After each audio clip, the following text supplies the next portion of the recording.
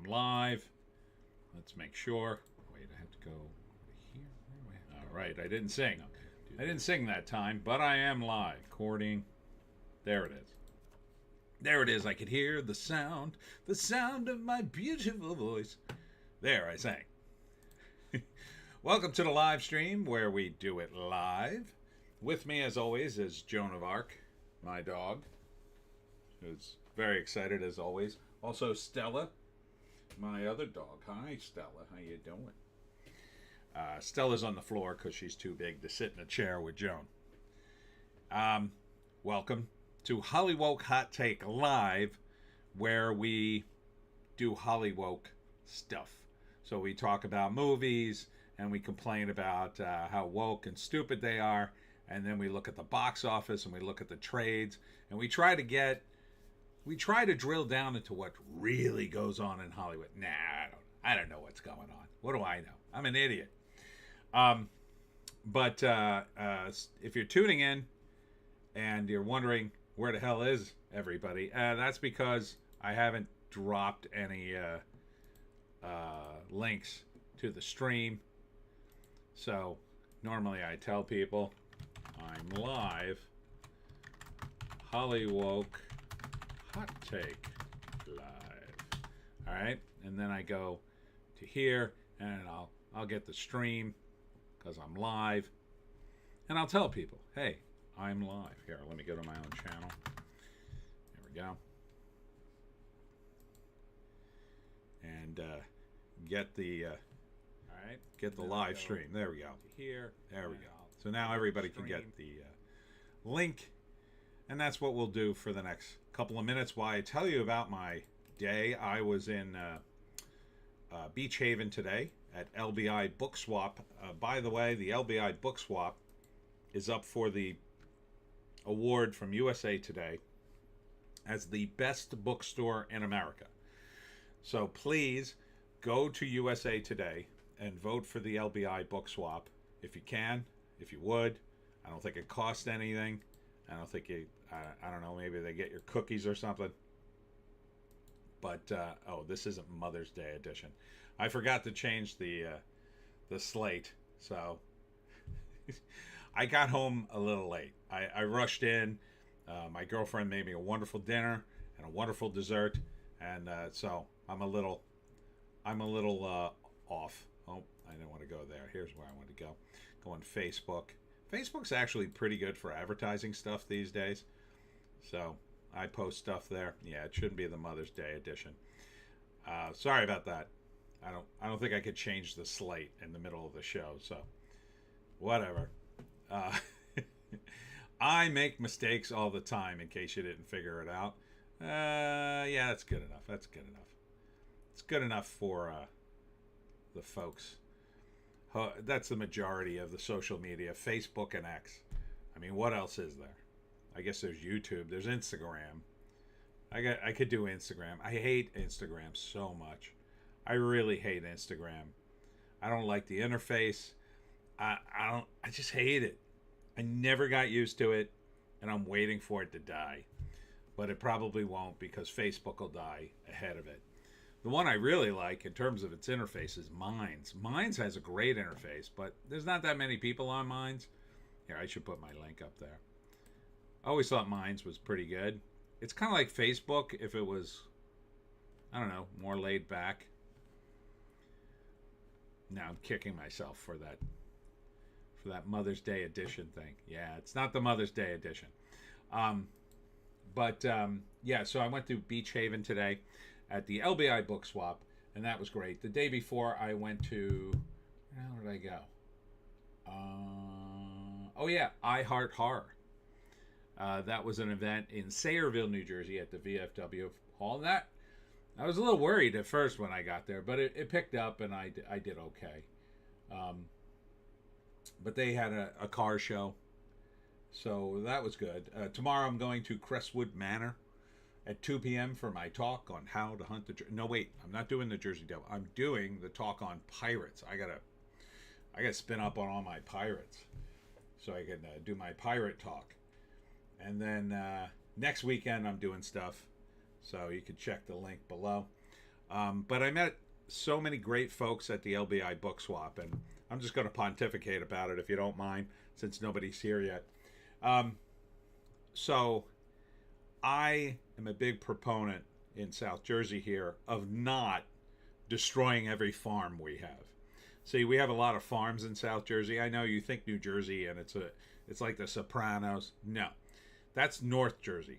South Jersey is a lot of farms, and the farms have been going away.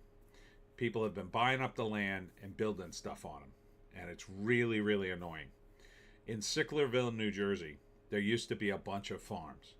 Now, they did have some sprawling developments and townhouses, but it wasn't all sprawling townhouses and developments.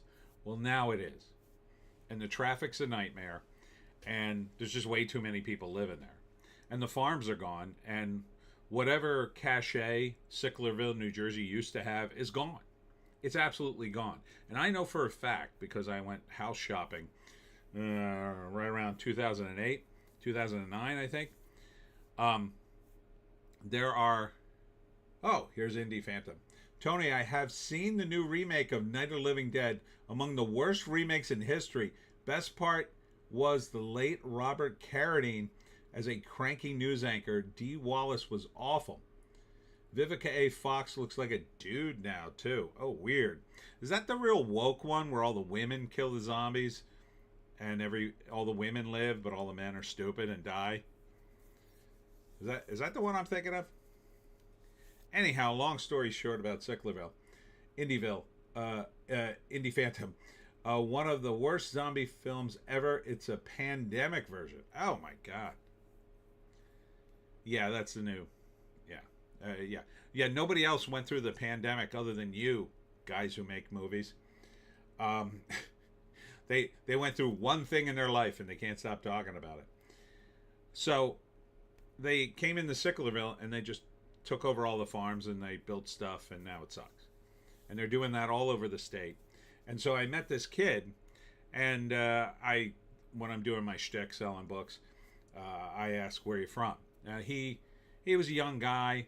I didn't expect him to be like based, but he was totally based on the farm issue, because when he mentioned he was from Sicklerville, I was like, oh yeah, I'm around that area, and I was like, it's a shame what they did to all the farms. They got rid of them, and I expected him to say something like, yeah, just kind of like, hey, I don't know what you're talking about, or like, it's not that big deal. I kind of like it. But instead he was like, yeah. And he was upset too. And he named a specific farm that they like bulldozed around him and turned into townhouses. So I was pretty impressed with that kid. I think the future is a little brighter than I would think in South Jersey anyway. Indie Phantom based youth. Yeah. You don't see that a lot, especially on the internet. But he was cool. He was a cool dude. He bought a book, and him and his girlfriend, and they were nice. They were really nice. And they were from the area, so they knew a lot of the places I talk about. And I met these two older ladies who we got to talking. For some reason, we got to talking about the digital age and how we all hate it, and how like deep fakes are taking over, and we just went on and on like a bunch of old people. So it was nice. It was nice to talk to the folks. It was a very laid back day. The weather was sweet. Oh my God, the weather was so nice today. I got a little roasted though towards the end. I didn't think I was burning, but apparently I got a little red, got a little color on me. So anyhow, it was a good day. It was a good day. I felt good about it. Made a little money, and hopefully the rest of the month will go well. I got to order some books though. Got to order some damn books. All right, let's get into the box office, because a bit of a surprise this week, and that is Michael. Michael is back, baby, on the top of the charts. It had dropped to number 3. Now it's number 1 again. That's nuts. 26.1 million. That was only a drop of 31%. So this thing's at $700 million, and it's got legs for days. Now, some people were saying it's headed for $1 billion. I can't imagine this thing can make it to $1 billion. But with 15 million next week, so maybe another 30. I don't know, 30, 35, 40 maybe. I don't think it's going to make $1 billion, but I think it could get pretty damn close to 900 million. Indie Phantom, Michael has returned to the top. Has this ever happened? It's happened a few times. I'm trying to remember. It happened more recently. Oh boy, I couldn't recall off the top of my head. I want to say one of the no, maybe it was Oppenheimer. It might have been Oppenheimer or Barbie or one of those movies. But it has happened. But this also says not only does Michael, the movie, have legs, that people are liking it a lot, and they're going back to see it, I think, because they love the music. The Devil Wears Prada 2, in its third week, it's kind of dropping. It's at 18 million. Devil Wears Prada 2. Because, like I said, it only had so much of an audience, and the audience that it has saw the movie. How many times are you going to see it? Not a lot. Michael is a movie you could see more than once, I think. Indie Phantom. Obsession said to be pretty cool, and it's edged out Mortal Kombat. Yes, it has. Number 3 is Obsession. 16.1 million. Premiering this weekend. Not doing well overseas. I mean, it didn't look awful. I'm kind of surprised it did this well. After breaking the mysterious One-Wish Willow to win his crush's heart, a hopeless romantic finds himself getting exactly what he asked for, but soon discovers some desires come at a dark, sinister price.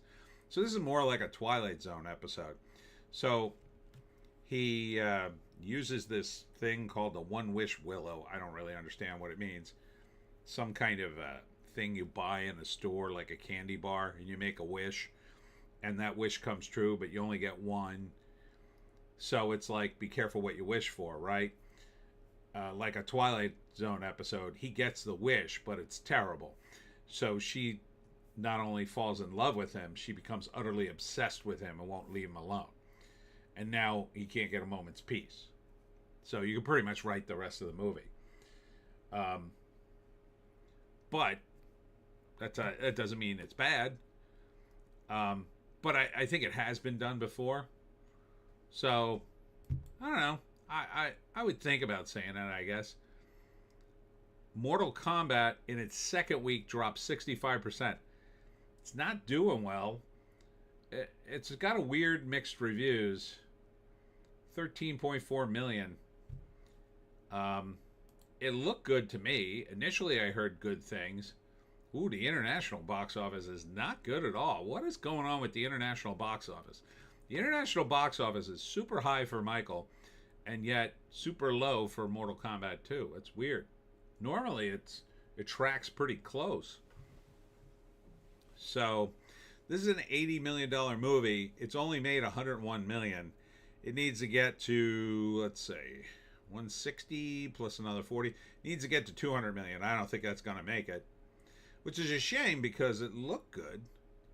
And I heard some good reviews. I mean, it seemed to have a lot of fan service, but maybe there's just not enough fans of Mortal Kombat, or maybe they're just sick of the movies. There are quite a few of them. I like Carl Urban, but I guess he's not bringing in the fans. Indie Phantom, I'll see Obsession eventually after Weapons. I've learned not to see new horror in the cinema. Damn kids. You whippersnappers. Stop watching horror with me.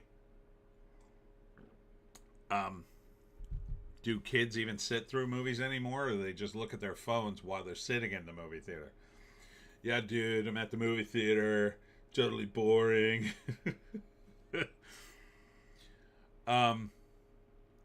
But yeah, that's a shame about Mortal Kombat 2. But I did hear another review, and I believe it was on That Park Place, that did say it was a bait and switch, like a woke bait and switch. That really, at the end of the movie, it's the female characters that save the day, and Carl Urban and the others are kind of sidelined. Now, Carl Urban's character was supposed to be older than normal, and then he was used as kind of a comic relief, but he's the main character, so you think he would rally at the end and win the day, but sounds like maybe no. Maybe that's why people don't like it. That was like a streaming movie, 100%. I mean, back in the day, a rental. Indie Phantom, more like the teenage girls who can't stop moving around and won't shut up. Yeah, you can't really yell at them. Kraken Unbound is here. I know 0 people that go to the movies. My kids do not at all. They just watch streaming. I can't blame them, really. If I was a kid, I probably wouldn't have become fascinated with going to the movies and the movie theater and that whole thing. Because why would you do it when it's right at home at your fingertips? And you don't even have to get off the couch. It was a big hassle to go to the movies, even back in the day. And these days, it's the biggest hassle of all. I mean, it's like they do everything possible to go, don't come to the movies. Here, you like this? Oh, we're going to charge you money. Here, you like this? We're going to get rid of it. I mean, it's just terrible. Terrible. Indie Phantom, well, the new NOTLD, the rednecks actually saved the wine moms in the end, but that was the only surprise. Talk about bad lighting and CG. That's Night of the Living Dead. I just got that. The rednecks actually saved the wine moms at the end, but that was the only surprise. Talk about bad lighting and CG. Jeez. You know what? It's hard to screw up a zombie movie because they're pretty damn easy to make. I mean, you do the makeup, you have a couple of zombies that get it through the head or torso, but beyond that, it's a pretty damn easy to shoot, in my view. Especially if you shoot it in the dark or near dark conditions. I mean, how hard is it? Why did they even use CG? You don't really need it. That's like the movie to do practical effects. Joe Meir Hobbs is here. Hi, Joe Meir Hobbs. Good to see you. I can't imagine even bothering to do CG with zombies unless you were going to do something like, 1,000,000 zombies come running down the street or something. Then yeah, but still, seems a bit much. Number 5 is The Sheep Detectives, which didn't look bad. Looks like a cute kids film. This is in its second week, drops 38%. So this seems to be doing okay. 9.3 million. And what did this cost? Hugh Jackman finally got a role outside of Wolverine that looked okay. So it's at 58 million on a $75 million film. I don't know. Got a ways to go. I don't know if you're going to make that. Get another 30 million next weekend. That's going to be a tough climb.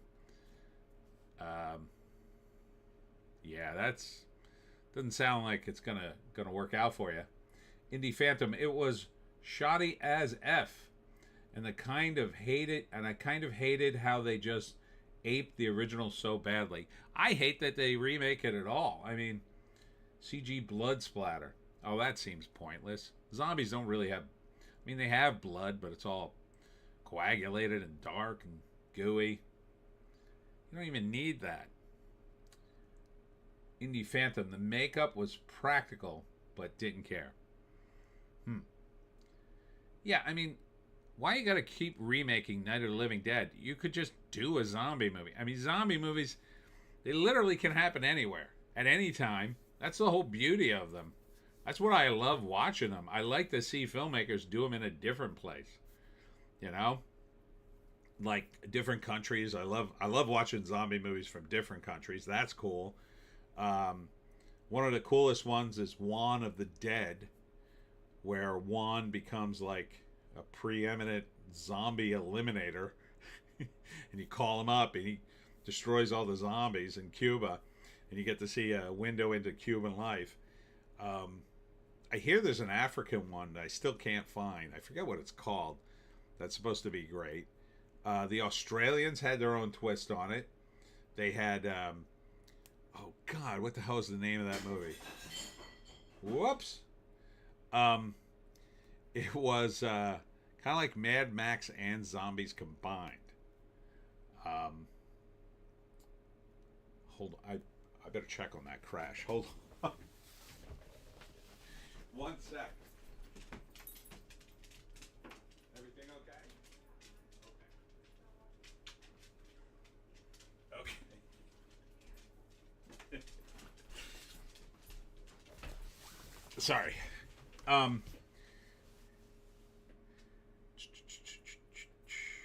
Kraken Unbound. Zombieland was fun. I enjoyed Zombieland, the first one.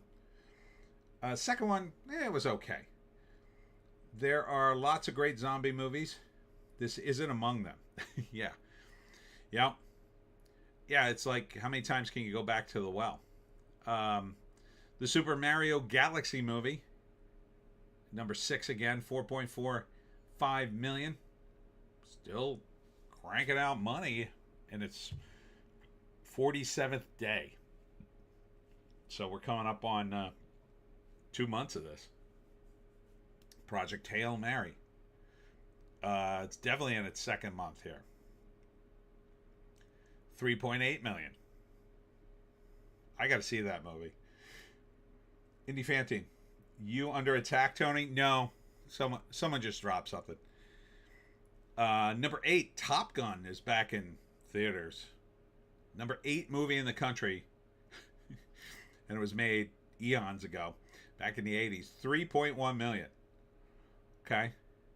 It's a good idea to keep re-releasing classic movies, I think. I think, like I said, I think they should have a regular screen for that in every movie theater that is of a decent size. Number 9 is In the Gray. This looked pretty good, actually. If it's the one I'm thinking of. Yeah, this is Henry Cavill and Jake Gyllenhaal in like a buddy action movie with comedy. And I believe, let me look it up on here. I believe it's directed by my favorite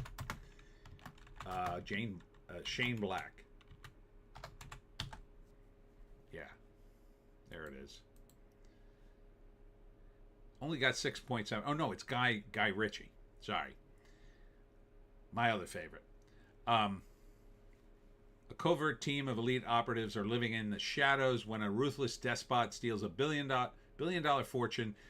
They're sent to take it back. An impossible heist that erupts into a deadly game of strategy, deception, and survival. So it looks cool. I like Guy Ritchie. Once in a while, he puts out a stinker, but I'd see this 100%. Not doing great, though. 3 million. Yeah, that's not a good premiere for a movie that probably cost you, I'm going to guess this is least 70 million, something like that. I mean, that's not good. That's really not good now that I'm thinking about it. Let's see what what was the budget for In the Gray? I mean, maybe he did it on the cheap. 59 million. Not as expensive as I thought, but you start at 3 million. Yeah, you're cooked. There's no way this movie's going to lose like $50 million. That's bad. That's really bad. Next week, I mean, they'll be lucky to do $1.5 million. Holy yeah. Indie Phantom. Henry Cavill is not box office. Apparently not. Neither is Jake Gyllenhaal. It's weird because he seems to have a lot of fans online, but I guess they didn't go to theaters. That's rough. Number 10 is God Is, which is a terrible title, but I did love the trailer for this. It's this weird revenge thing with these two sisters, one of whom who got lit on fire when she's a kid, so she's all scarred up. So they're going on a epic quest to kill their dad who messed them up. But it only did 2.2 million. I assume that is also too low, but let's see. What is the budget for Is God Is?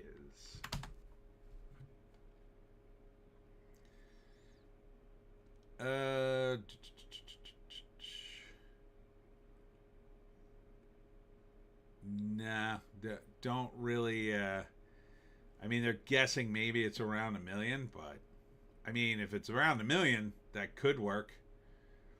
That could work in terms of money if it does okay next weekend. I gotta think it costs more than $1 million, though. Even a small movie these days is like 5, 10. It's possible, though. Number 11 is Hokum. In its second week, dropping from 8 to 11. 1.2 million, dropping 61%. Not doing good. This is the Adam Scott horror movie. It's got a weird plot.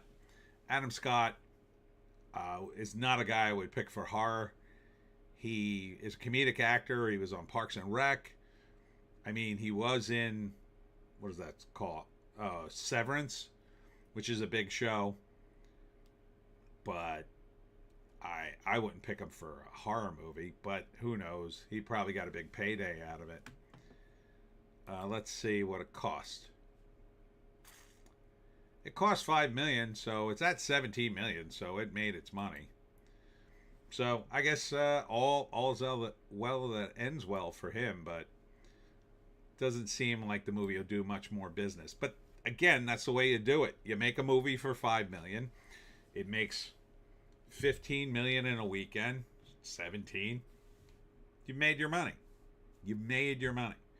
And if you could do that, so the movie cost $5 million. You do that 10, and you made, let's say you made $2 million off the whole enterprise, because there was barely any advertising on this thing. So you made $2 million on a $5 million investment, which isn't great, but it'll still make some more money over the next couple of weeks. So let's just say, for the sake of argument, it only made $2 million. But you repeat that 10 times. You invest $50 million, you make back 20. One of those movies will make like 100. And you could hardly lose money on that proposition. That's the thing. The important thing is you can't possibly lose money on a horror movie that costs $5 million with a recognizable, bankable star like Adam Scott, even though he's not that big, but people would recognize him from the TV show and Parks and Rec. Indie Phantom. Adam Scott was in some horror like Piranha and The Monkey. I'm still thinking if I'm thinking of the right guy. Basically comedy horror stuff. So maybe that fits. Yeah, well, Hokum is definitely not comedy horror. It's way more serious, but let's see. Was he in those movies? I didn't. Let's see. He might have been. I mean, he's been around. That's Adam Scott. So, there's Hokum. I mean, he's really more of a TV guy. Yep, there he is in The Monkey. So, I think you're thinking of the right guy. I don't remember The Monkey. Oh, he's a Madam Web. Ugh, no. Madam Web. So, he was on Veep. He was in Krampus, Black Mass. Yeah, he's been in some horror, I guess. I don't know. I just don't see him as a horror guy. So maybe that's only because I saw him initially in Parks and Rec. So I associate him with comedy. So I don't know, man. He was also in. He's in Brothers with Will Ferrell and what's his face. C. Riley, what's his face? I forget his name. So that's a pretty big comedy movie. Yeah, I think he should stick to comedy, but nobody's doing comedies, unfortunately. Number 12, Shrek. Put Shrek back in theaters, 1.2 million. Okay. Number 13, Mobile Suit Gundam Hathaway, The Sorcery of Nymph Circe. You think the Japanese are just trying to come up with crazier and crazier titles? Maybe it's just called something normal in Japan, but like, oh, let's release it in America and let's just add a bunch of words. Indie Phantom, yeah, Krampus was horror. It was okay. Nothing super memorable. Number 14, dropping from 5, Billie Eilish, Hit Me Hard and Soft, the tour, $800,000. Woof, that's done. Dropped by 89% in its second week. That's no bueno. But that tells you how many Billie Eilish fans there are. They all went the first week, and now it's done. Absolutely cooked. Why would you open this movie against Michael, Billie Eilish? Seems like a dumb move. You wouldn't want to be anywhere near the theater when Michael came out. Like if you had dropped it 2 weeks before, maybe. You're going to put up you're going to put up your tour movie against Michael? You're crazy. It's nuts. You don't stand a chance. I wouldn't see this movie on a bet. And it's not even a movie. It's just one of your tours. You could have released this anytime. You could have released this 4 months ago. You could have released it, well, maybe not 4 months ago. Maybe it hadn't shot it yet. But you could definitely release it, I don't know, sometime in the summer. Like if you had released this against, I don't know, Doomsday, that wouldn't even be competition, right? Because, most of your fans are girls. They're not going to see Doomsday. So they'll come to see Billie Eilish or whatever. Number 15, The Wizard of the Kremlin. This looked okay-ish. I don't know. It's like a fictional movie with Paul Dano as like a Svengali type figure or a Rasputin type figure behind the scenes with Putin telling him what to do. It's weird. It seems like a European movie made with American stars. Jude Law is in it. Indie Phantom, Billie Eilish fans were done after day one. Yep. Even funnier, that James Cameron concert movie. So he has a lost leader. Why the F would he do that movie? You're telling me James Cameron did that movie? What?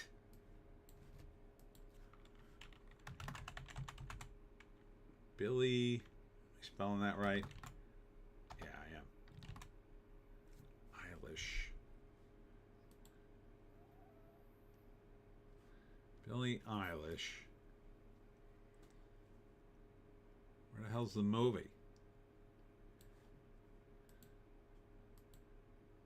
Birds of a Feather. I mean, do they not put this on the IMDb?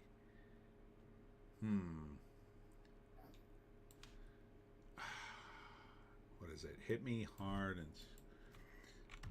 Billie Eilish. There it is. Hit Me Hard and Soft. Holy crap, it was directed by James Cameron and Billie Eilish. Oh, yeah. Yeah, there's two famous directors. You know, the famous director, James Cameron, and the other famous director, Billie Eilish. Holy cow. Indie Phantom, talk about a soft week. No excuse for Mango and Goo Goo to not clean up. Search by Cameron. Yeah, I finally found it. Get lost, Joan. Demanding dog. That's crazy. Why the F would he even bother? An accompanying 3D concert film. Oh, maybe he's doing something with 3D. I don't know. Documenting the Manchester shows and co-directed by Eilish and James Cameron. Really? She had to get that credit, huh? You had to give her that credit to do the movie. Was that it? How'd that work out? Let's see what this thing costs. Do we have a cost on this? Usually it doesn't cost $20 million. Yeah, it costs nothing. Oh, but they didn't make the money. It's only at $25 million. But they probably didn't advertise it, but still, you got another $15 million to go. I don't think it'll make this. It's at $800,000. It's done. It's cooked. I mean, you got the DVD sales, I guess, or the Blu-ray or whatever the technology is. Huh. Indie Phantom co-directed. LOL. Yeah, exactly. Big LOL. Number 16 is Lee Cronin's The Mummy at $150K. That's done after a month. Deep Water. This is a shame. Third week, $140K. I'm rooting for Aaron Eckhart. He seems not to be able to get a good movie. Animal Farm, good riddance. Also, same amount of time in the theaters. Doesn't deserve a second in the theaters. $86K. Suck it, Andy Serkis. Indie Phantom plus Cameron insisting on 3D cinemas only. Sounds like it's really helping. Really helping the sales. What did he charge, like 3 times the ticket? The Drama still hanging around, $86K. God, that's been out for 45 days. Seems like it just dropped. Hoppers, that's been out forever. 73 days in theaters. Okay, I guess we'll just dedicate a screen to Hoppers, I guess. Silent Friend, that's a tree movie. In its second week, dropped 42%, but for $41,000, why'd you bother? Forge, $27K in a handful of theaters, I assume. I forget. Is this that movie about characters like mentoring other characters or something? Not the... Oh, I might be thinking of The Forge. This is Forge. Siblings Raymond and Coco Zhang run a forgery ring. Oh, wait. Oh, now I did see this. I did see this trailer. Coerced by a disgraced millionaire, they create counterfeit masterpieces for his family's collection. FBI agent Emily Lee investigates a new string of art forgeries. Yeah, this has Kelly Marie Tran in it. Rose Tico from the Star Wars movies that everybody was raving about. Oh, Rose Tico! You hate Rose Tico because she's Asian in a Star Wars movie. She was so good in that movie. Uh-huh. I could tell by the way you don't see any of her other movies. Uh-huh. So, here she is in a movie. Why didn't you go see it? It's weird. It's weird, angry Star Wars woke fans. The Python Hunt, $11K. Magic Hour, $10K. What is Magic Hour? Charlie and Erin escape to the desert to navigate an unexpected and challenging new phase of their relationship. Okay, it's a romance movie. Magic Hour. Why isn't the numbers giving me more info? Is this it? I think so. Yeah. So, I don't know. Doesn't look great to me, but I don't like romance movies. Irupkaja, $7,400. Mother Mary, $5,840. Natchez, $858 in one theater. Why is one theater? Oh, we got to keep showing Natchez. I think it's going to make a comeback. 27 movies for $104,869,920 in the box office. So at least it's over 100. So that's something. But not great. Not great. next week something's coming out big. I forget what. What is... I should have this page up all the time. Coming soon, IMDb. What's happening next week? Something big's happening next week. Stolen Kingdom. Star Wars Mandalorian. Now, that's coming out next week. That's going to bomb, I think, for a Star Wars movie. Which means it'll make money, but it'll still bomb. Passenger. That looks good, actually. That looks like a decent horror movie. I Love Booster looks effing awful. They, for some reason, gave away gasoline in LA to promote the movie, and the stars came out to pump the gas, and it was like a total cluster F, and they had to stop, or I don't know, things went nuts. Indie Phantom, Mango and Goo Goo. Mango and Goo Goo. It's so bad. Corporate Retreat, Saccharin. Those both look bad. The Salt Path. That looks boring. I Am Ryan. That actually might be good. It's about a dude who looks like Ryan Reynolds, and he plays like... He's like an actor, and they keep giving him parts because he looks like Ryan Reynolds, but like his agent keeps giving him work, but like they basically imply it's Ryan Reynolds, but it's not, and they get into trouble. But yeah, so the Star Wars thing, I think it's a total wank fest. It's just, people are going to be sick of it. People are sick of Pedro Pascal. I definitely sense that. If you haven't sensed the sickening pit in your stomach about Pedro Pascal, I don't know where you've been. But this guy's been everywhere, and he hasn't been good since the first time he showed up in Game of Thrones, in my opinion. Ever since then, he's been in a million things, but nobody seems to like him. There's a bunch of movies I talked about in trailer reactions. They didn't even... I don't even know what happened to them.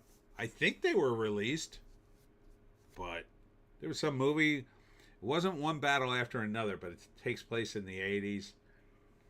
And it just disappeared.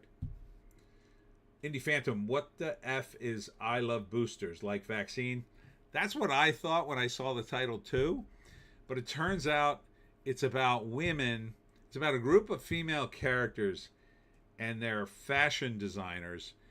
And they start robbing from the boutiques in LA as sort of like a Robin Hood type thing to give people fashion who can't afford it. And then Demi Moore plays an evil fashion designer who's greedy. And so, like, the idea behind the movie is like cool to steal or okay to steal. So that's why it's called I Love Boosters. It's totally woke. That is a perfect example of a woke movie because its entire premise hinges on this alternate reality where people go, oh yeah, I wish I could just steal things all the time. That would be a better place. Like, people like mafia movies, but they know the mafia guys are bad people. We know they're bad people when they're in a movie, if the mafia existed, which they don't. And I don't mean any disrespect to anybody who may or may not exist in terms of the mafia. But, you know, people don't say, oh boy, you know, they say, oh, I would like to, you know, buy a car or whatever, like those mafia guys did. But they don't, like, I don't think they really want to be in organized crime. It's too dangerous. So, but like a movie like I Love Boosters, I think it's going to glamorize it, even though it's a satire. It'll be a bit of glamorizing stealing, like, oh, this would be so cool if you could just steal all the fashion you wanted, right, ladies?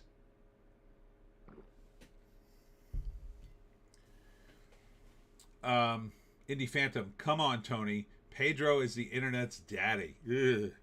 Clint Miller's here. Vote for Pedro. Indie Phantom, terrible title. If Is God Is didn't already have that, the worst. Yeah, I agree. And it's adventure comedy drama. It is absolutely not a drama. You could put adventure comedy satire. It's really not an adventure in my view. It's a comedy. It's attempting to be a comedy. And again, they won't just come out and say it's a comedy, it's a satire on the fashion industry. But it's the kind of thing that's written by, I think, a bunch of woke women who think it's funny to also put in a message, but they don't really think it's funny. They think it's more important to put in a message about how everybody's oppressed and can't afford good fashion, apparently. If you could imagine that. If you could imagine getting behind that, getting behind a bunch of characters who are stealing, and they're still selling the stolen materials. They're not doing it for free, but they're doing it so poor people can have fashion, because that's exactly what poor people need.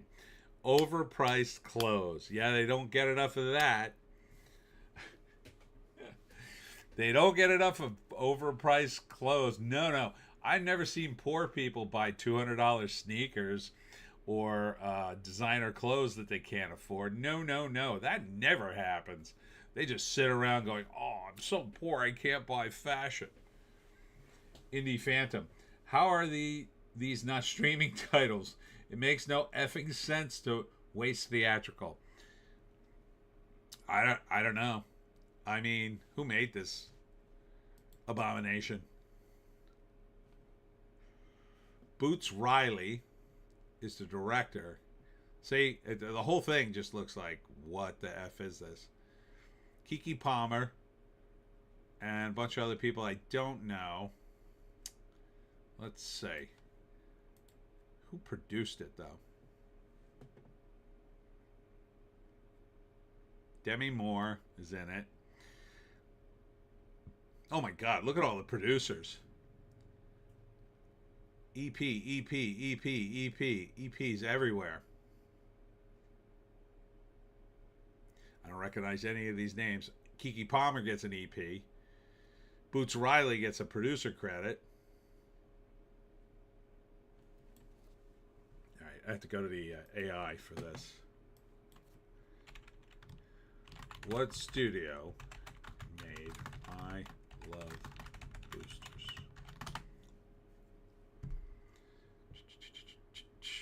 Indie Phantom, let's predict the Mango and Gugu opening domestic. I say 52 million. Neon produced and distributed I Love Boosters. The film was produced by Ryder Picture Company, Annapurna Pictures, Waypoint Entertainment, and Savage Rose Films. I mean, it took all these guys to make this movie. International distribution by Focus Features and Universal. So it's a Universal. Indie Phantom, I might even have been one of those producers. All right, The Mandalorian and Grogu. What is the projected box office for the opening of Mandalorian and Grogu? Next week is Memorial Day, and that's a huge factor because a lot of people go on vacation. And if it rains, and it's supposed to rain, in South Jersey, it rains almost every Memorial Day. Almost every effing time it rains. Am I going to be outside next week? Yes, I am. I'm going to be outside 2 days in a row. Oh, God, I hope it doesn't rain. So, people go to the movies because they go on vacation in Memorial Day here. And they go to the Jersey Shore. And if it rains, they go right to the movie theater. Because it's the only other thing to do. Now, that has been curbed by the fact everybody's got, streaming. But if you're on vacation, you might not have access to it, right? If you didn't bring your iPad or you don't remember your password and you didn't expect to be stuck in, the place you're staying at might not have any kind of, because a lot of people stay in, instead of hotels, they're staying in like Airbnb situations. That now there might be streaming, but there might not.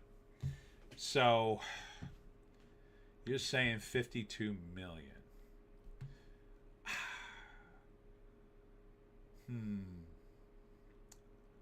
I will say I'd be surprised if it didn't do at least 70.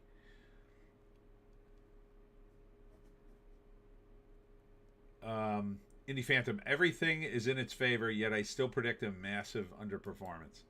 Let's see what they're predicting.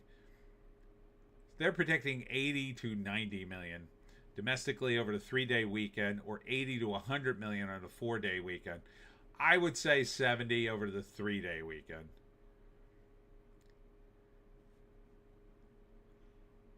That to me would be enough of an underperformance based on this. But 52 million, man.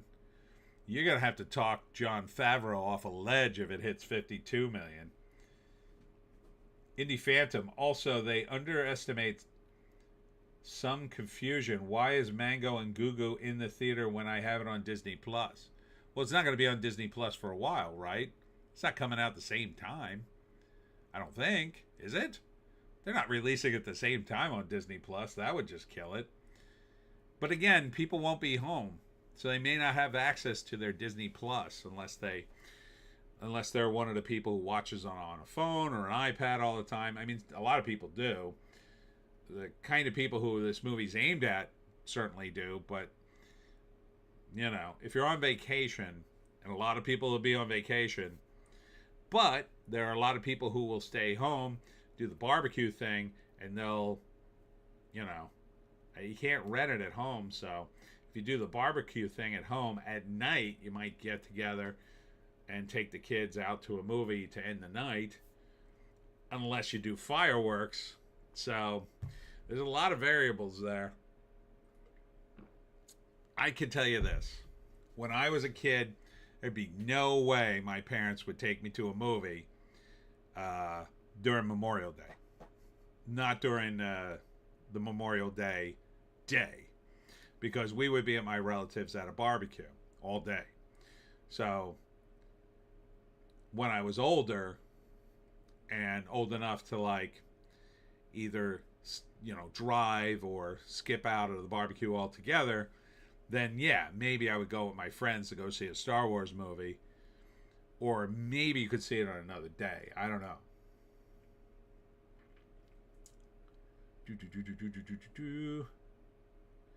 Indie Phantom. No, but people will wonder why it's just not on Disney Plus, and they know it will be there soon enough. Honey, let's ruin our vacation. Mango and Goo Goo. Only if it rains, though. If the weather's nice, no one's in South Jersey, no one's seeing it in movies. No. If you're on vacation in South Jersey and the weather's nice, let's see what the weather's like. I got my phone. Oh, man, I hope it's not raining next weekend. Somebody told me at Beach Haven it's supposed to rain. Let's see. Next weekend. Oh my God, it's going to rain all week. Wednesday to Sunday. Oh, that's bad. That's super bad. Saturday looks like a wash. I am getting creamed this month for my events. Sunday, I'm okay. And then Monday's sunny. So Monday, the actual Memorial Day, will be nice. So nobody's going to the movies on Monday, but they'll go the other days. I'm telling you, if you got kids, you'll do anything to shut them up for 2 hours. If they're, depending on their age, like if they're at that age where they're noisy and complainy, and you took them on vacation, forget it. You got to constantly entertain them. That's the whole point. You got to entertain them until they're tired enough to go to bed. So, you know, and if it's raining, you can't go on the boardwalk.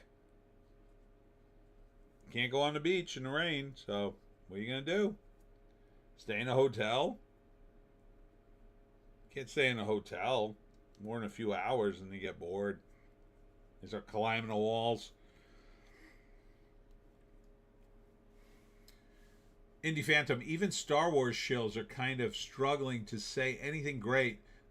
Mostly like it's a fun film, but just like watching 4 episodes of the show. Part of the problem is you've got this split in the Star Wars fan base.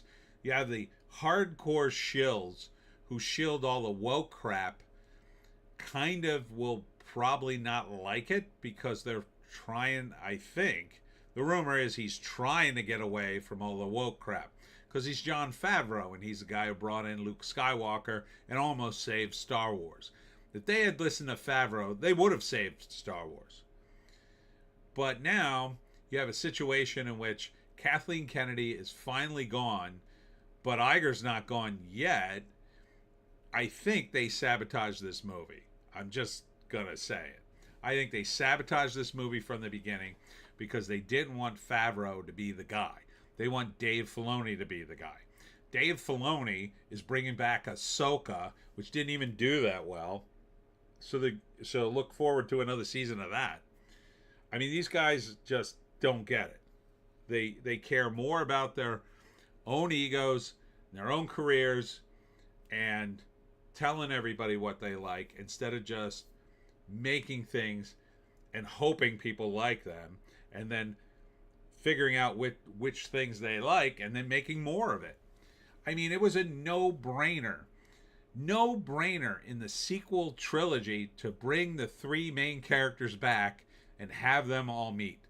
It would have been a moment in cinematic history that people would have still been talking about. Instead, they chose to have them never meet, have one killed off, and then another one died, and then another one, basically. They all died, basically, because Kathleen Kennedy, in my opinion, was completely, utterly obsessed with destroying the previous movies so she could be crowned Queen of Star Wars. How'd that work out? Oh, not too good. Instead, she'll be crowned the Queen of destroying Star Wars. And no one will even care about that because now no one cares about Star Wars except the hardcore shills, the hardcore fans who like literally their lives must be Star Wars at this point, and a group of fans who haven't gotten the memo. There's always a group of fans who haven't gotten the memo. It's like the people who were buying Beanie Babies when everybody was selling them. Like, not only when everybody was selling them, when they were worthless, right? And they still think they're worth something. Oh my God, you're selling these Beanie Babies, 3 for $1? Yeah, take as many as you want, actually. I'll sell you a whole box for $10. Oh my God, what a deal. That's the kind of person that still thinks that Star Wars is popular. They just are disconnected from pop culture. It's not that they're stupid necessarily, although they might be. They are so disconnected from pop culture. They're operating on a mindset regarding pop culture from like 10 years ago, or even prior. Some people are just like that. Indie Phantom, did Gina win that fight? I haven't heard a thing about it. I have not heard it, but she did lose 100 pounds, and she looks great. She looks really good. Indie Phantom, imagine having a Star Wars hotel and it closes within a year. Billions lost. It's really amazing. You have to work hard to be that retarded to destroy an IP like this. You really have to be dumb. You have to be determined to destroy it. It's very possible she was. It's very possible that Kathleen Kennedy, in my opinion, is a bitter old hag who resented George Lucas for some reason and the guys who she worked for many years. And she worked for these guys for many years. She may have resented them so badly that she wanted to destroy all this. She wanted to screw them. Because let me tell you something. I don't know what kind of contract she had, but I want that contract. When I make it in movies, I want Kathleen Kennedy's contract. The contract says, I can do what I want, and you can't possibly fire me until you give me billions of more dollars. I mean, that's an amazing contract. That she wasn't fired like immediately when she started screwing things up is just unbelievable. Who would sign a contract like that? It's crazy to me. But she must have the most amazing lawyers of all time, or Bob Iger might be the stupidest person alive. I don't know. I don't know if he signed a contract. Maybe he didn't. But my God, how do you let this woman do this much damage to your company? I mean, she didn't just destroy Star Wars. In a big sense, she destroyed Disney. I mean, Disney is teetering on the brink, in my opinion. Every other week, I read about rides that are closed, or they have to shut them down for a month to rebuild them or fix them. Somebody gets into a fight in the park. Like, who the hell's going to Disney? And now the Disney adult trend, when we got these overweight grown ass children going to the parks and literally going into spiraling debt just to go to Disney World. This is what you wanted as a business? This is a long-term plan for growth and expansion? Disney used to be a absolute juggernaut. And then it wasn't, because then it was just for kids, but they were still making money. Even at the low point in the 70s, when their movies weren't doing anything, the parks were still making money because everybody knew you could take your kid to that park and they'd be safe. There wasn't a single problem in the world with their parks back then that I ever heard, other than like a robot breaking down. Then, they had this boom time when they finally figured out, we could maybe make movies that aren't for kids, that everybody can kind of enjoy. They wouldn't be for little kids, but older kids or even adults. Like, they didn't make a lot of R-rated pictures, but they eventually made a few of them, I think. Not Disney itself, but their sort of imprints. Their movie imprints, you might say. And eventually they were a real movie studio that was making mega hits. And then now they're just seemingly, as quickly as they grew to this juggernaut, they are trying desperately to destroy it. Seems to me.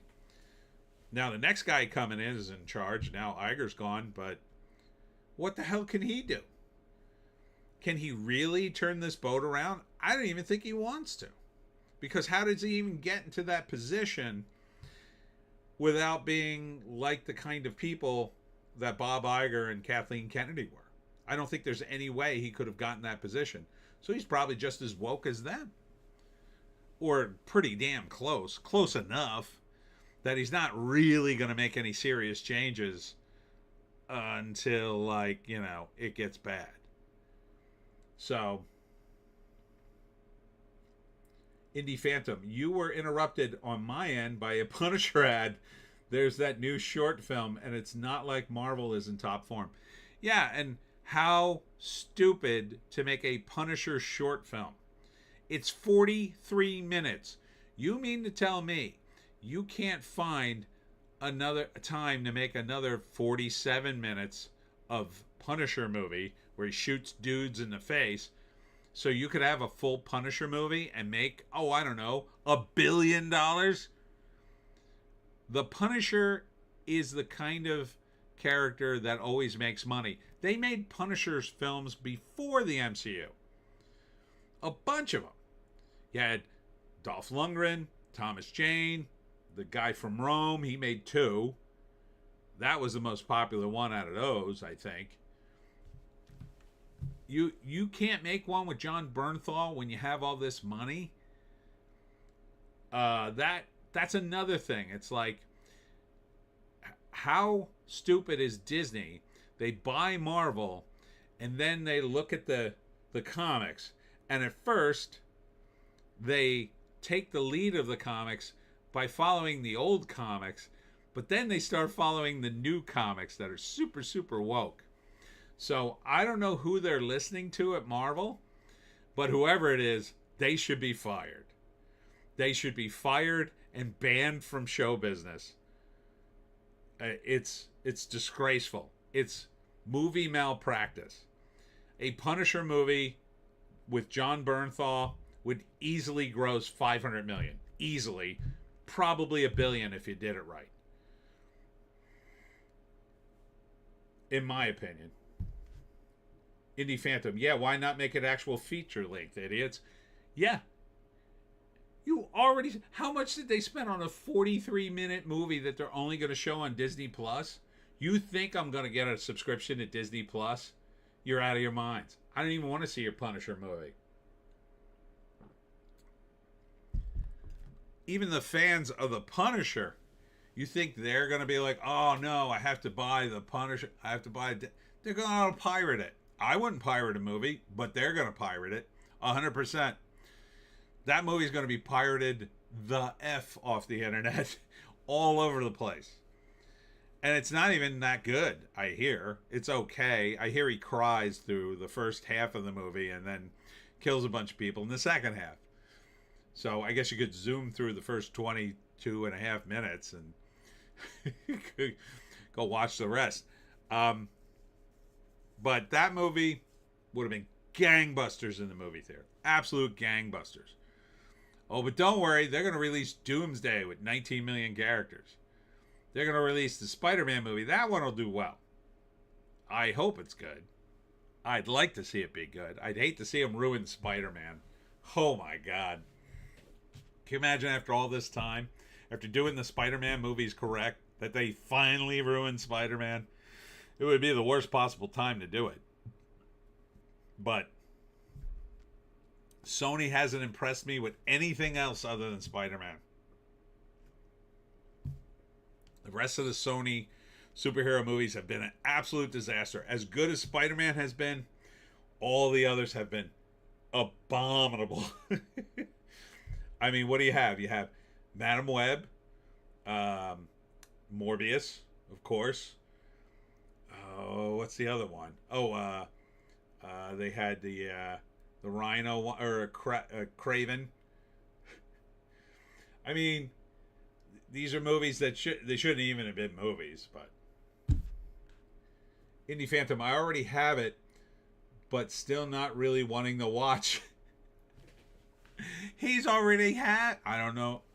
He's just probably making that up. People who monitor these things, but yeah, I mean, if people can already pirate it, the people who really want to see the Punisher, they already saw it. Like, I have to see the Punisher. They're not going to buy Disney Plus if the only thing they like is the Punisher. And let me tell you, the Punisher has a huge fan base of cops and soldiers, which they tried to destroy because they didn't like the idea of them using a Punisher patch and going out and getting all pumped up and, I don't know, busting up a terror cell or something. These people are nuts, in my view. Everybody in Marvel is woke and out of their minds. I think they should all be fired. But that's just me, in my opinion. So, that's crazy. All right, let's move on to Variety. And, of course, the most timely thing, Barbra Streisand will miss Cannes ceremony. And I know what you're saying, people under the age of 40 or 50. Who's Barbra Streisand? She's an annoying woman who was famous long ago for singing, but who's not really famous anymore. Indie Phantom, think a screener came my way. LOL. Ah, that's it. Yes, the infamous screener. Like, when was this picture taken of Barbra Streisand? And there's no way this was taken in this decade. But she was unable to accept an honorary Palme d'Or in person after a knee injury. Sounds like she doesn't really want it. I mean, you could show up on crutches if you really wanted it. Ryan Gosling was fired from Lovely Bones after gaining 60 pounds. Peter Jackson now speaks out anytime we recast an actor. It's actually our fault. So they made Ryan Gosling gain 60 pounds and then they fired him? Man, I would have been pissed off. Unless they continued to pay me. If they paid me, I wouldn't care. Oh, here we go. Ronda Rousey destroys Gina Carano in seconds. Oh, my God. She lost. Holy cow. Jake Paul gets booed. Well, it's not all bad. Netflix, Spotify, MMA debut. Ooh. Wow. That's surprising. Well, Gina's been out. She's been acting for a while. Jeez.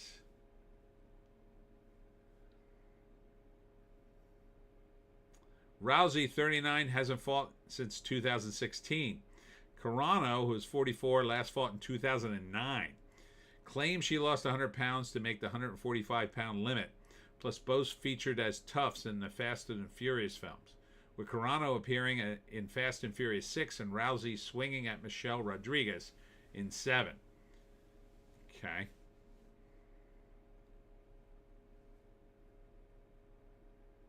For some reason, Trump said, glad to see Ronda Rousey lost her championship fight last night, was soundly beaten, not a nice person. Oh, that was from 2015. I was going to say. So, yeah, I guess she got crushed.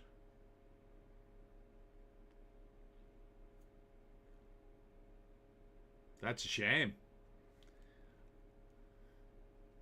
Seconds. Beat in seconds. Trying to find the exact amount of time the fight lasted, but it's not even saying. The fight actually began at 12:05, late by Netflix standards. Grand total of 17 seconds. Wow. Barbara Streisand, Indie Phantom. Barbara Streisand, crazy person. So the 17 seconds was true. Thought it was gaslighting. Well, it's possible Variety is gaslighting, but doesn't sound untrue to me. I mean, they don't really cover sports. They don't really have a reason to lie about this. That's sad. Oh, well. Yeah, I guess she should stay out of the ring. Holy cow, 17 seconds. I mean, that's barely enough time to get pushed onto the ground and get your arm in a lock. She must have really came at her. Kate Blanchett and Selena Gomez set to star in Brady Corbett's new X-rated epic. Oh, so now we're just making porn. Okay. Well, I don't know. Kate Blanchett and Selena Gomez. I don't know if I want to see that team up. Do I want to see Kate Blanchett naked? I don't think I do. Indie Phantom says 17 in there.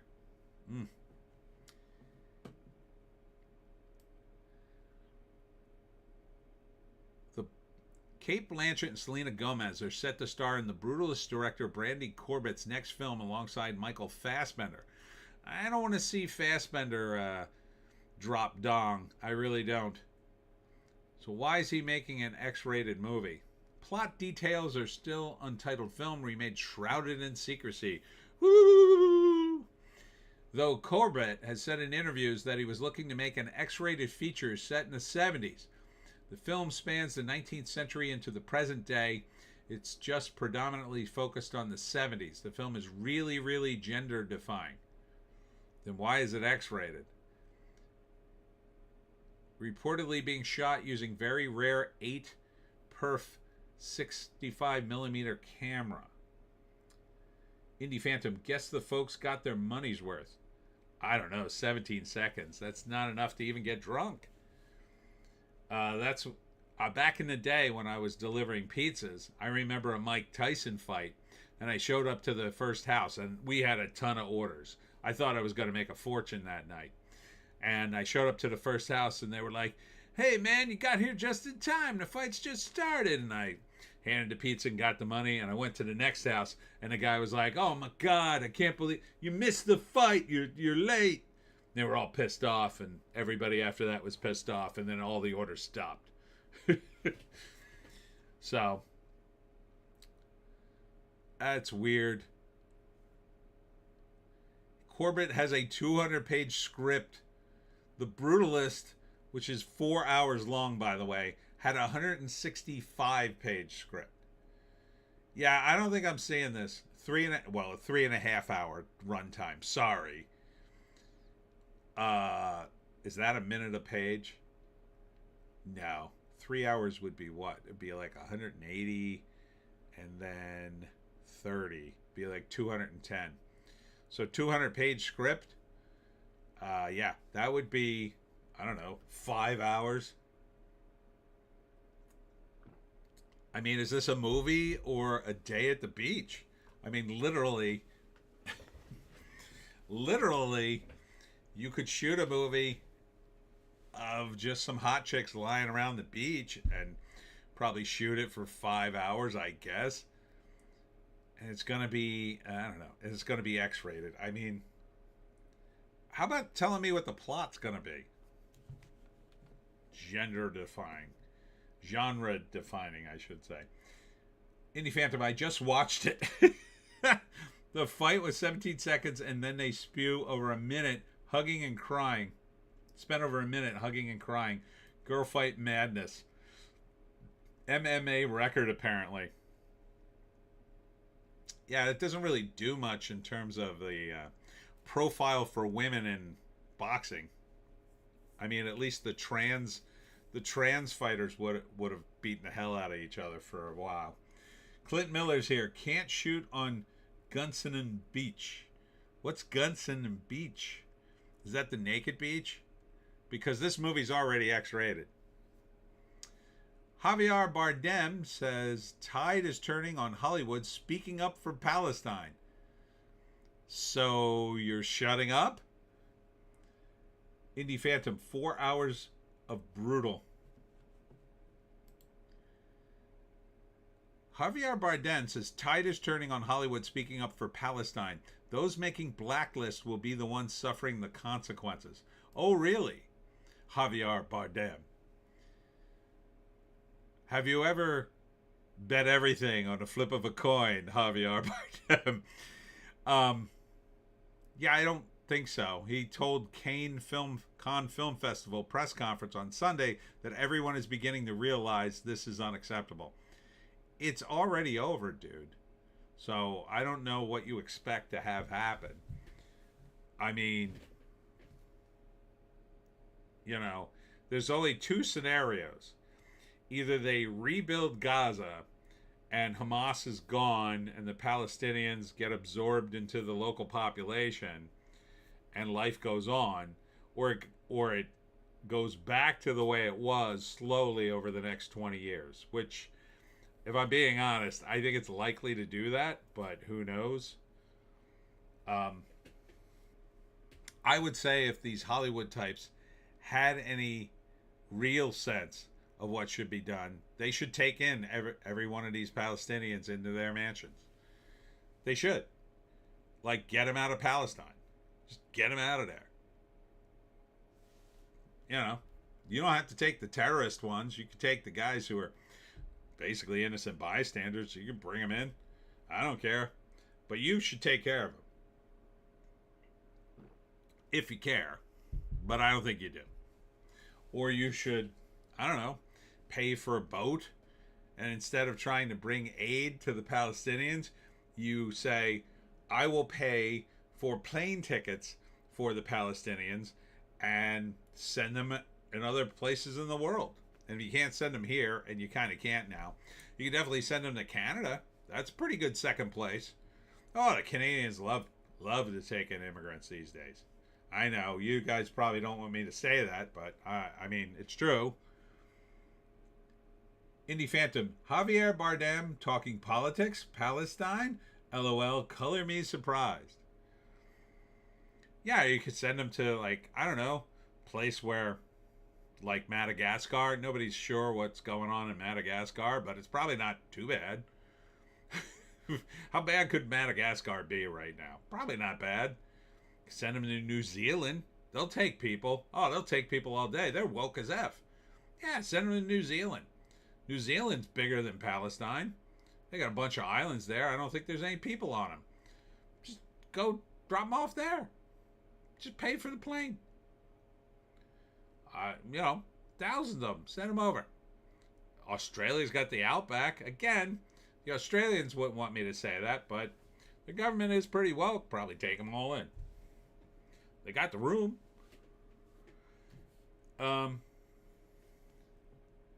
But, you know, the idea that someday this is all going to turn around and they'll go after the people who didn't protest Palestine, you're nuts. You're absolutely nuts. You guys took Indie Phantom, don't send them here. I mean, Carney would take them. You know Carney would absolutely open the doors. Trump's not going to open the doors, but Carney would. Carney would be like, oh, yeah.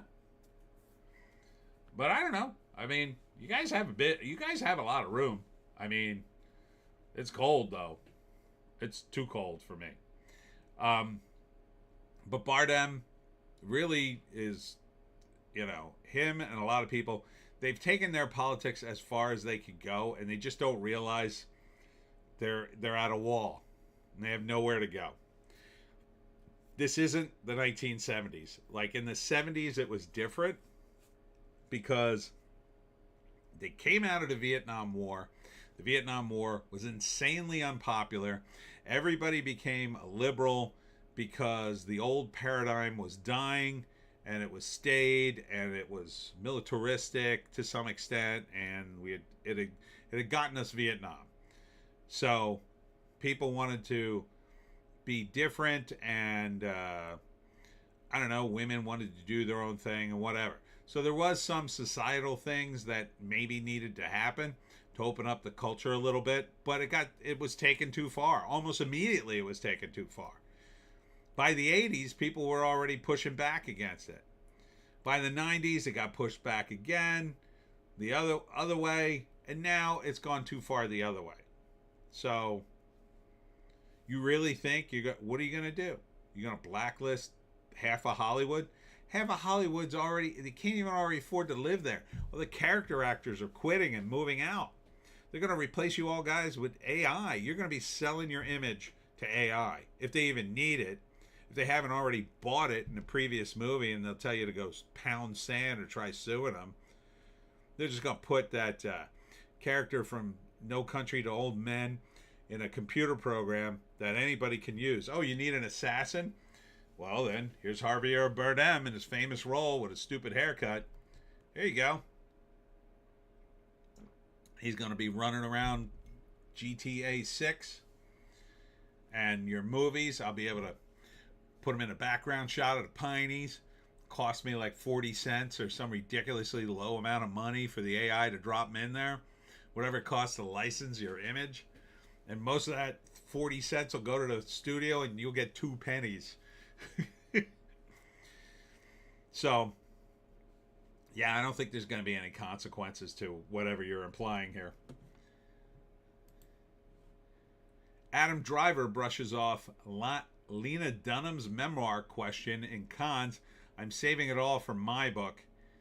Yeah, so Lena Dunham, for some reason, wrote a memoir. Like, I don't know anyone who would care, unless it had a bunch of recipes in it.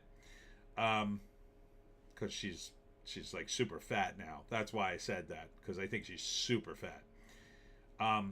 So like, yeah, it's classy.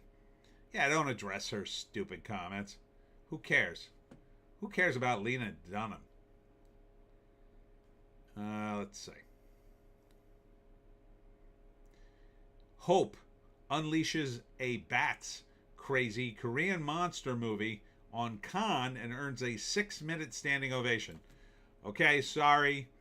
The new bar is 7 minutes. 7 minutes is at the top now. You have to beat 7. Sorry, you lose. Indie Phantom. Can I tell them now, Tony? Pound sand, woke celebs. Yes. Hope review.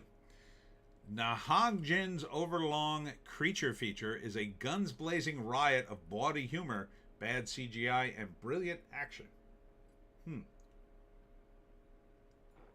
And you called the movie Hope? That doesn't seem like the appropriate name for a gun-blazing, bawdy humor monster movie. Do we have a picture of the monsters? No. Despite subpar creature effects and silly stabs at mythology for about 70% of its hefty runtime, the Korean master's fourth film is amongst the best, the funniest action movies you have ever seen. Really? It's called Hope. It seems like a weird movie. Let's see. I'm going to see if I can find anything about Hope movie. Oh, here it is. It's on Prime already. One morning on her way to school, young Hope gets sexually abused by a male stranger. Oh my God. No. This isn't it. This is a drama. That's the wrong Hope. Let's see. Hope movie. Let's write 2026. Okay. It's a South Korean science fiction thriller written and directed by Na Hong-jin. Okay, this is the one.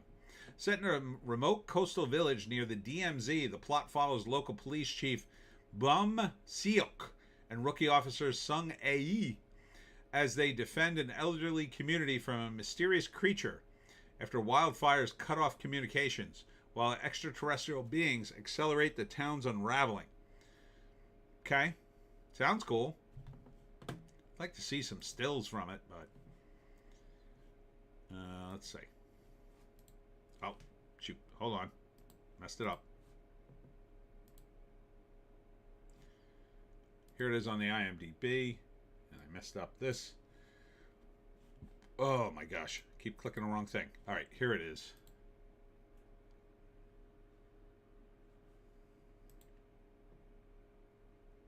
Can't really tell what. Oh, here's a couple of clips. They're not showing the monster. All right. I don't know. The South Koreans make good films, so I would say it. I would try to say it. Let's see.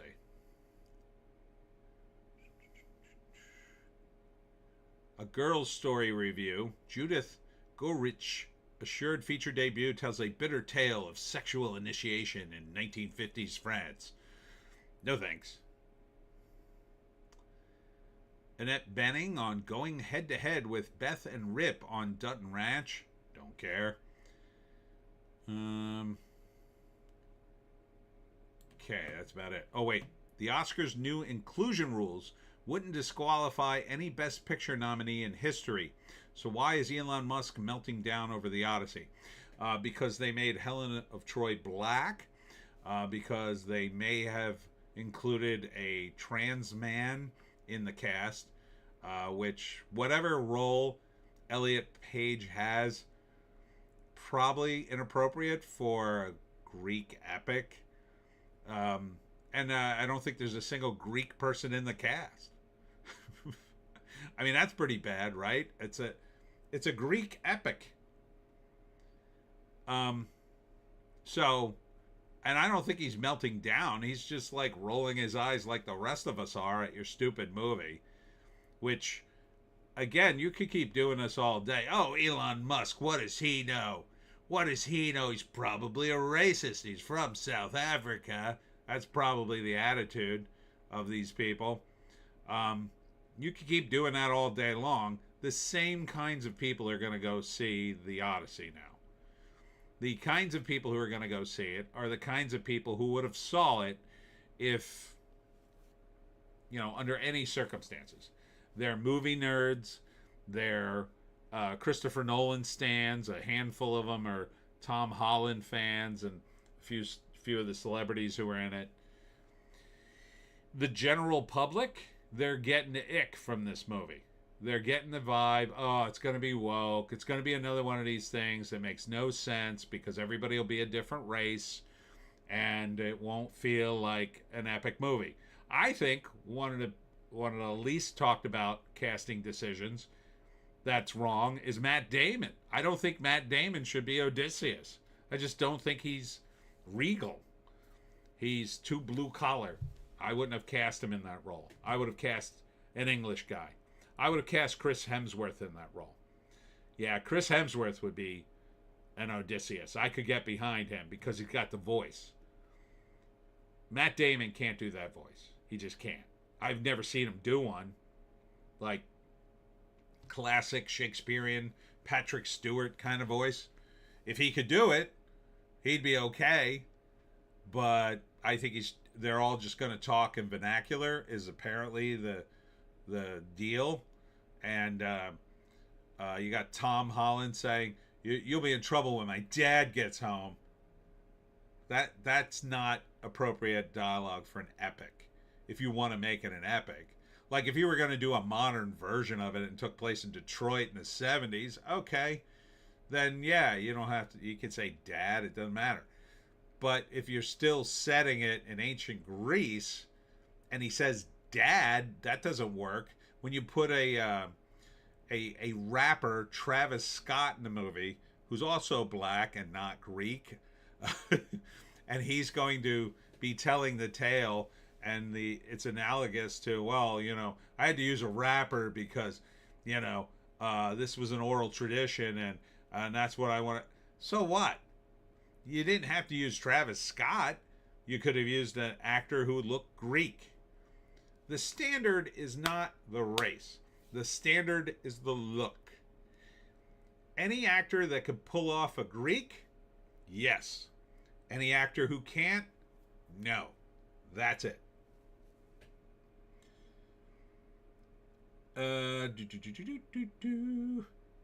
Indie Phantom, Nolan's worn out his welcome. No bueno, dude. I predict a massive underperformance. Yeah, I'm not into that cast, period. So look, I'm Italian. I can pull off Greek. I'd have to dye my hair. John Leguizamo's in it. He's not Greek. It doesn't make any sense. He can't pull off Greek either. He doesn't look Greek at all.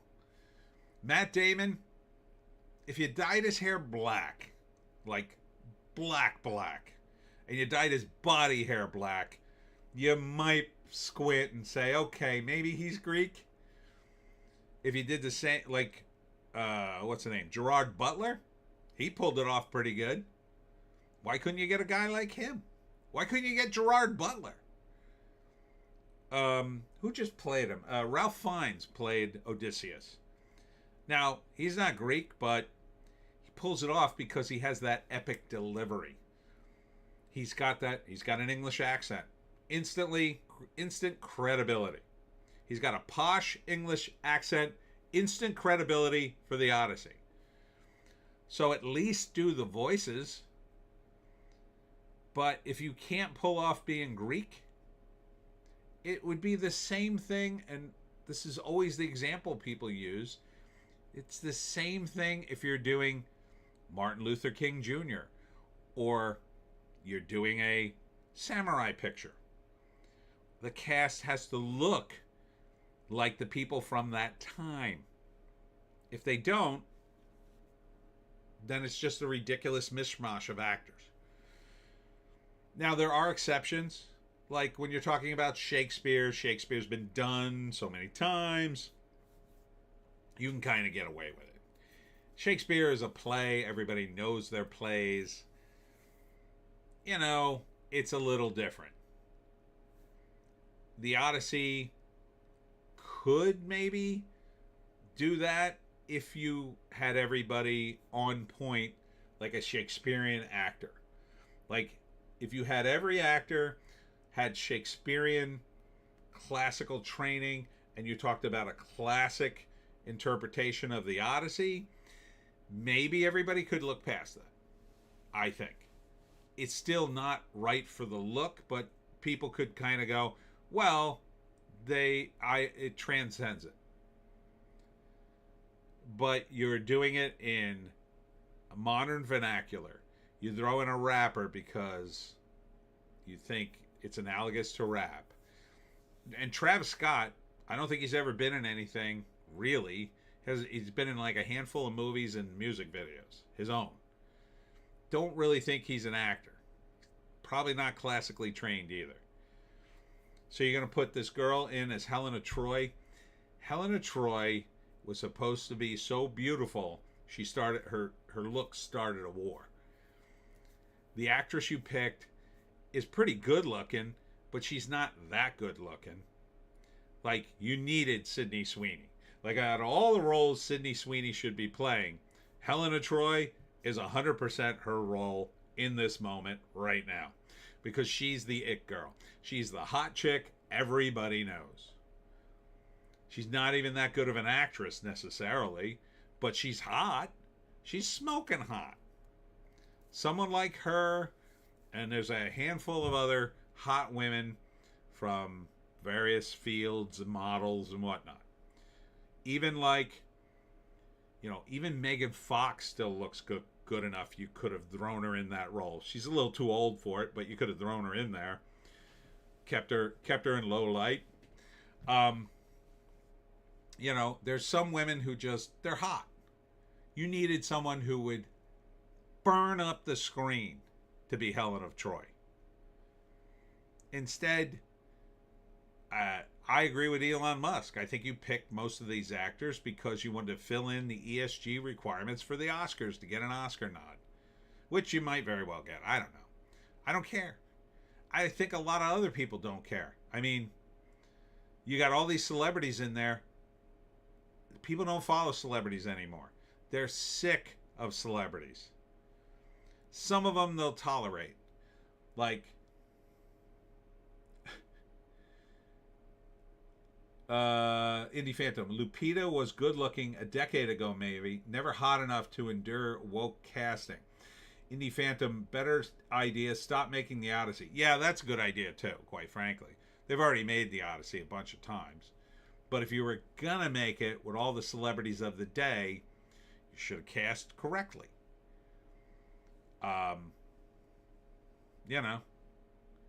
Another guy for Odysseus, Robert Downey Jr. Because he's such a good actor. He can pull it off. He can dye his hair black. For Odysseus' son, Tom Holland, yeah, that's an okay choice. He's English, by the way. People forget that because he does such a good American accent. He could have delivered a classic line in an English accent. Would have worked. Robert Pattinson is in it. By the way, Robert Pattinson looks good in it. I saw the clip of him. He looks good. He's the only actor that I would like. Oh yeah, he's killing that scene. Tom Holland looks a little lost. Matt Damon, again, just looks out of place. Doesn't really. It's just too big of a role for him, I think. If he was like one of the second in command with Odysseus, maybe you could see Matt Damon. And look, there's a bunch of monsters in this thing. You could cast all the people of color as the monsters if you want. Doesn't matter who plays the monsters. They could be anybody. If they're just doing the voices or whatever. But, for the cast, if you're trying to be authentic, and that's what he billed this as, you have to do this. You have to do this by the book. And the book, apparently, the translation he chose to use was translated by this woke feminist woman who, talks about patriarchy and blah, blah, blah. No one wants to see that stuff. So maybe this got developed during the bad times and Nolan never got the memo. It's going to cost him, I think, bigly. This is going to be, here's my prediction. I agree with you, underperformance though. I think that's an understatement. This is a $250 million movie.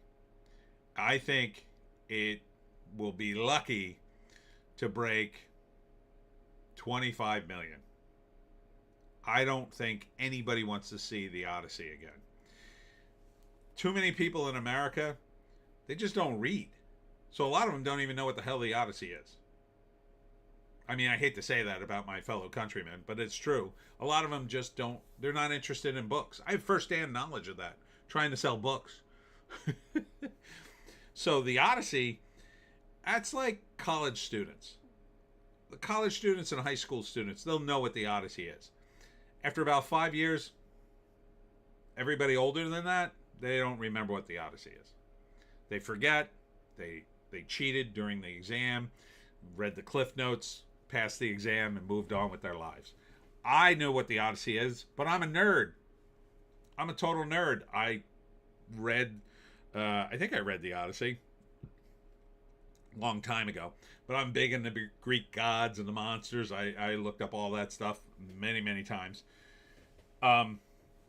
So I'm the audience for the Odyssey, and I don't want to see it. Indie Phantom, I won't read or watch the Odyssey. Well, if you do decide to read the Odyssey, you want to. There's Fandom Pulse had an article about different translations, the ones that are more traditional and that aren't full of woke feminism, and also too, Nolan has. They point out in the trailer there's a scene with these giant knights in their full suits of armor. Those guys are supposed to be like ogres, supposed to be in rags and all monstrous. Why did he change that? Like, that doesn't make any sense to me. Like, they didn't have armor like that back then. If it's supposed to be, ancient Greece. Like, is it that Homer thought into the future? Like, it doesn't make any sense. That wasn't in the book. Indie Phantom. If I read it, I would not read this translation, which I'm sure is the version at my local library. You will read the feminist version. This is Canada. And you will read what we require of you. You will be woke. Speaking of Fandom Pulse, Subnautica 2 is a big hit, sells 2 million copies in 12 hours after the CEO Crafton tried to fire, got his job back. That's interesting. Why would you fire him? This Subnautica game looks cool as F. I watched PewDiePie play the first one. It looks cool. I would totally play this game. It's basically you go to an alien planet and explore its ocean. It's cool. Nakuti Gatwa, remember him? Admits nobody watched Doctor Who and he doesn't understand his own ending. The reason they say that in the headline is he hosted the UK version of SNL. Yes, there is a UK version of SNL. Believe it or not, for some insane reason, we exported SNL to the UK. And again, I'm very, very sorry to all my UK brothers out there. You have enough problems. You didn't need SNL compounding things, but there was nothing I could do. I made some calls, but there was nothing I could do to stop it. Indie Phantom, I will have to watch some play-alongs. That concept sounds good. Aquatic works well in games. Yeah, it looks really cool. And it's got the things where you upgrade your equipment, and then you take samples, and you're exploring. You see different sea creatures and stuff. And then there are different missions. So this is the sequel to that game. So anyhow, yeah, Doctor Who, the gay, incredibly gay Doctor Who, admits that nobody really watched his show. But he does it as a joke, so he could say, "Oh, I was only joking." Oh, and now here's the news you've been waiting for, Indie Phantom. Jon Favreau says Grogu can be both a Jedi and a Mandalorian, but the lore says otherwise. So I know you're excited to hear that. I don't know why Favreau would say something like that. That seems very counterproductive to a movie that sounds like it's on the brink already, but sure, maybe at this point he's just like, oh, maybe I'll say this and that'll work. I mean, maybe are they saying that now he'll be a Mandalorian and a Jedi, whatever the hell that means? I don't even know what that means. So he'll wear a helmet and then he'll also have a lightsaber. Indie Phantom, I'm very pumped for Goo Goo Jedi.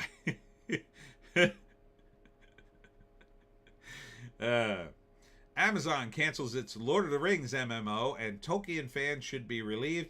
I'd be relieved if Amazon canceled everything it did with the Lord of the Rings, but apparently it's insisting on this Rings of Power show, so whatever. Square Enix reports progress on its reboot plan as Final Fantasy XIV bleeds players. So if you care about that, there you go. While Paramount fumbles with Star Trek, an Avalon Universe fan film just hit 300,000 viewers. And this goes back, Indie Phantom, I believe you made a comment on my video, where these guys had zero budget. And that's great. Good for you making a film on zero budget with your friends. But again, don't do Star Trek. Do your own thing. You could have just changed the names and done any spaceship. You could have made a different spaceship and different captains and different ranks or whatever. I mean, there's certain things that are universal, like the term captain of a ship. But, you know, just get rid of the Star Trek stuff and do your own thing.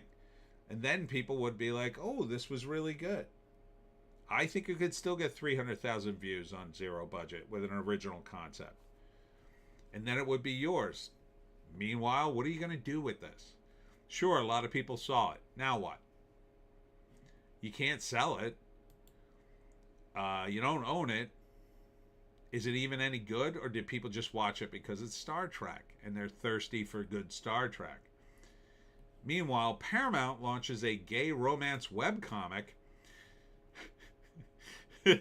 on DS9's grave as Starfleet Academy burns. So look at this. It's Stargazers, everybody.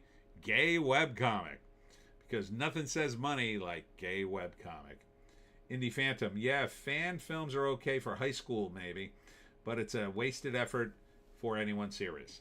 Yeah, like, if you want to hone your craft, fan fiction and fan films, sure. Make them, I guess. Even then, I would say don't make them. You know, when I was in high school and I made my short films, I just did comedy sketches. I did my own versions of sketches, you know.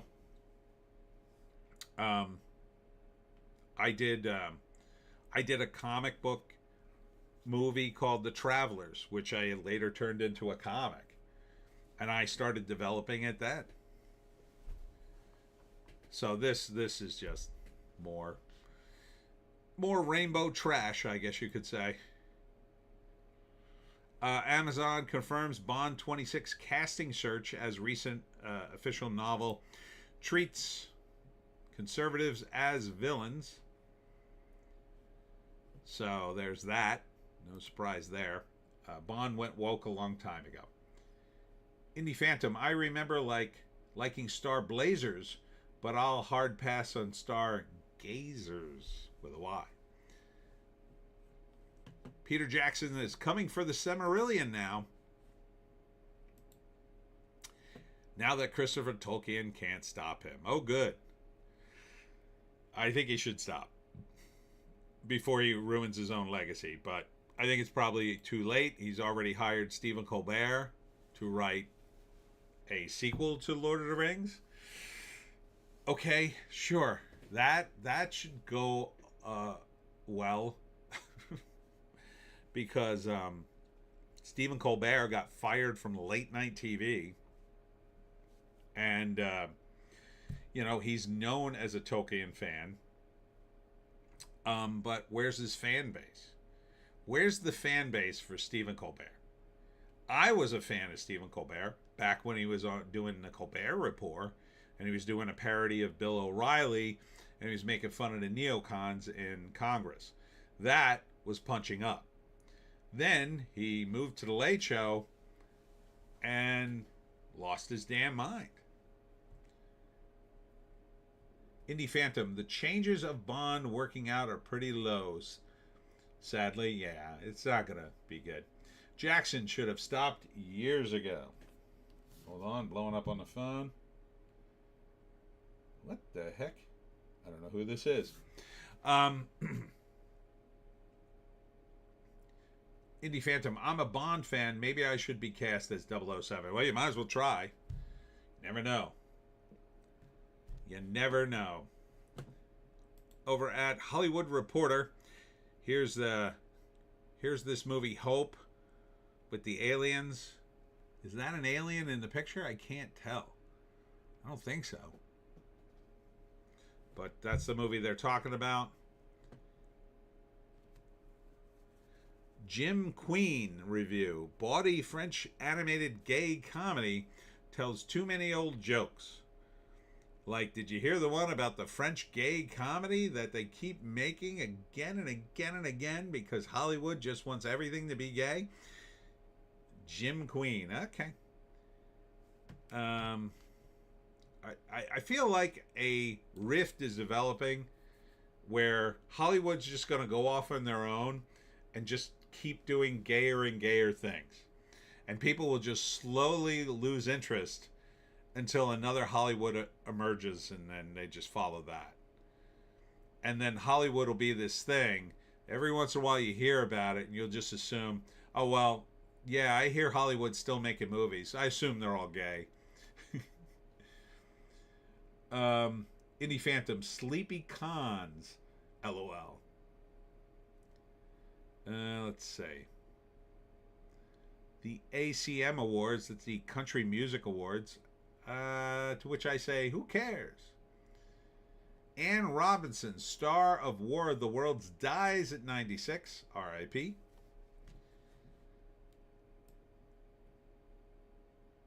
Dan Levy on filming big mistakes during drug scene and doing lines and lines of cocaine. Okay, Hollywood doing what it does best. Cocaine. Keanu Reeves to lead voice cast of Hidari, Japanese stop-motion samurai epic from director Masashi Kawamura. Okay, that would be cool. Will Ferrell facilitates reunion between Trump and the ghost of Epstein on SNL. Season 51 finale. As always, SNL really going out on a limb and making fun of Trump. So, there you go. Hey. All right. Over at Bounding in the Comics. Vice TV's Dark Side of the Ring Season 7 details are revealed. There's still a Vice TV? Mass Effect creator Casey Hudson slams AI. I just find AI to be creatively soulless. I agree. I agree with you, Casey. Over at Deadline. How Rocky, All the President's Men, and Taxi Drivers shook up the industry half a century ago. They were good movies. Back when they were making good movies. Let's see. Oh, Cannes audience gives Hope a 7-minute standing ovation. That's the third movie with a 7-minute standing ovation. So we need an 8-minute to break the tie. We need an 8-minute standing ovation to see who actually wins the Cannes Film Festival. Bob Odenkirk reflects on heart attack during Better Call Saul filming. I was gone. I turned gray. Ooh. Jeez. Let's see. Boots Riley urges I Love Booster audiences to see film on opening weekend or it's game over. Well, since you're encouraging people to steal, wouldn't you rather them sneak into the movies to see your movie? Indie Phantom, sad story this week for me. An old friend of mine retired last week and died at home. Oh no. A few days later, his son passed a few years back. Not sure how, but he was only 53. Shocking. Oh my God. That's terrible. I'm so sorry to hear that, dude. That's rough. Jeez. They say it's the worst thing in the world to outlive your kids. And 53, too young, said the 60-year-old. Yeah, it's sad. That's really sad. I had an uncle who he got cancer after he retired and died, I'm going to say 2 or 3 years after he retired. And he was one of these guys, he spent his entire life planning his retirement. and he had it all ready. He had all his money all squared away. He wasn't gonna miss a beat the moment he retired, and then he got cancer, and eventually he fought it for about a year or two, and then died. So sad. Indie Phantom. They had 12-minute ovations before, so this is kids play. I know. Well, that explains Bob getting into shape. Yeah. You better stop eating those hamburgers, Bob. Indie Phantom. Yeah, I hadn't spoken to him recently, but I liked his retirement post last week, and then this happens. Man, that's rough. Yeah, I'm getting at that age where I'm waiting, to see a post like that from somebody I know, like really know. You as you go through life, you hear about people dying, or some people who died, but they tend to be older people. Maybe their time has come, whatever. They had medical issues, whatever. But then you get to that age where you could have that. I'm 60 now. Like, ain't nobody going to be surprised if you just find out I'm gone, right? You'll just be like, oh, he probably had a heart attack, right? And then it'll be like, oh, yeah, he had a heart attack. But yeah, it's scary. It's scary. But you can't think about it, you got to just live life like it's your last. Every day like your last. And I never really understood that when I was younger. A lot of times when you're young, you're just all caught up in yourself and your life and whatever. And now that I'm older, like today, I was talking to people at the table and I was really having a good time. So I felt like I had a really good day. I felt good about myself. Like, that's all you can ask for, And you just got to strive for that every day, I think. The best day you can have. And that's it, So at least you go out on a good day. If you go out, hopefully you go out on a good day. Hopefully your friend did. Hopefully he had a nice day before he passed. And felt no pain,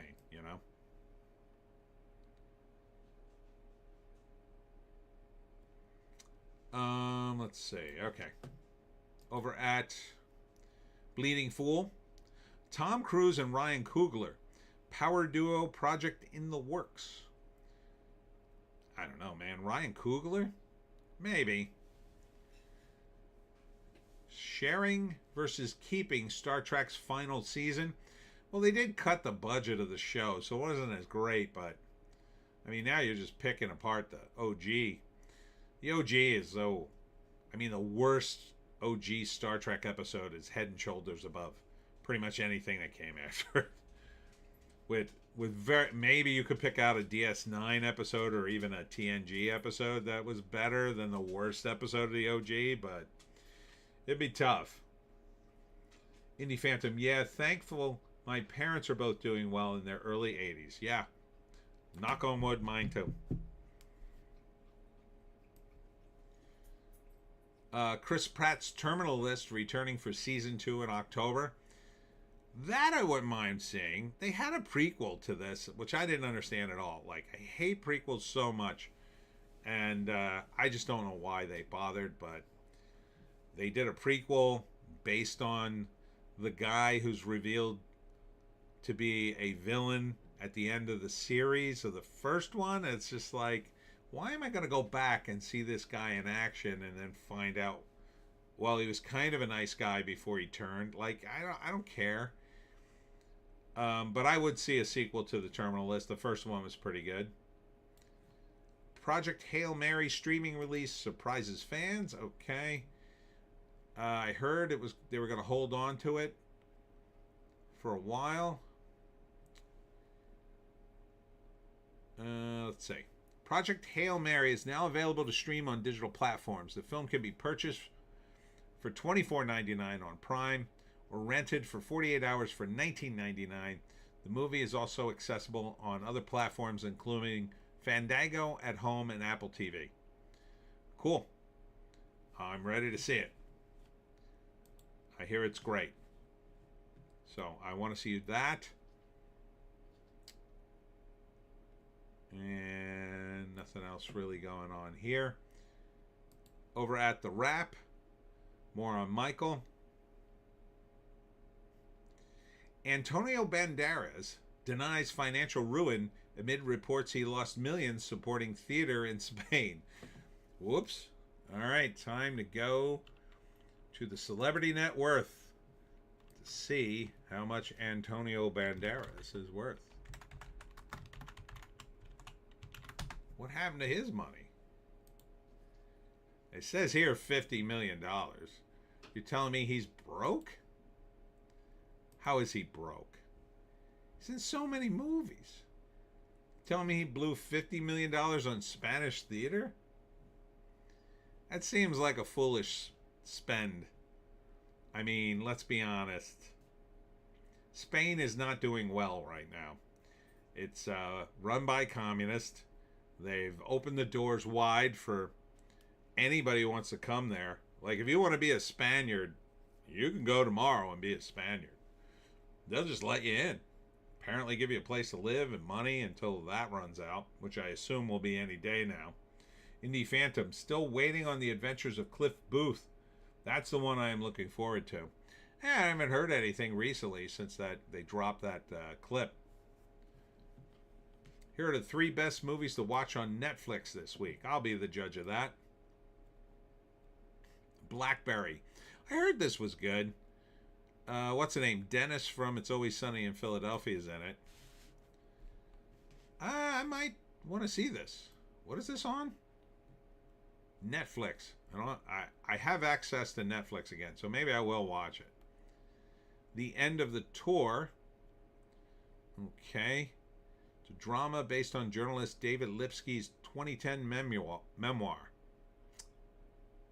The film, like the memoir, dramatizes the 5-day road trip that Lipsky shared with author David Foster Wallace in the wake of the immense success of the latter's novel, Infinite Jest.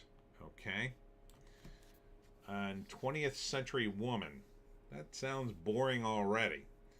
It's a companion piece to writer-director Mike Mills' Oscar-winning film 2011 Beginners, where that movie explores Mills' real-life complicated relationships with his father, who came out as gay in his later years. It explores his relationship with his mother, played by Annette Bening, growing up in 1979 Southern California. I don't know, man. Not super stoked for any of that. Let's see. 5 best new shows to stream this week on Netflix, Prime Video, and more. Okay.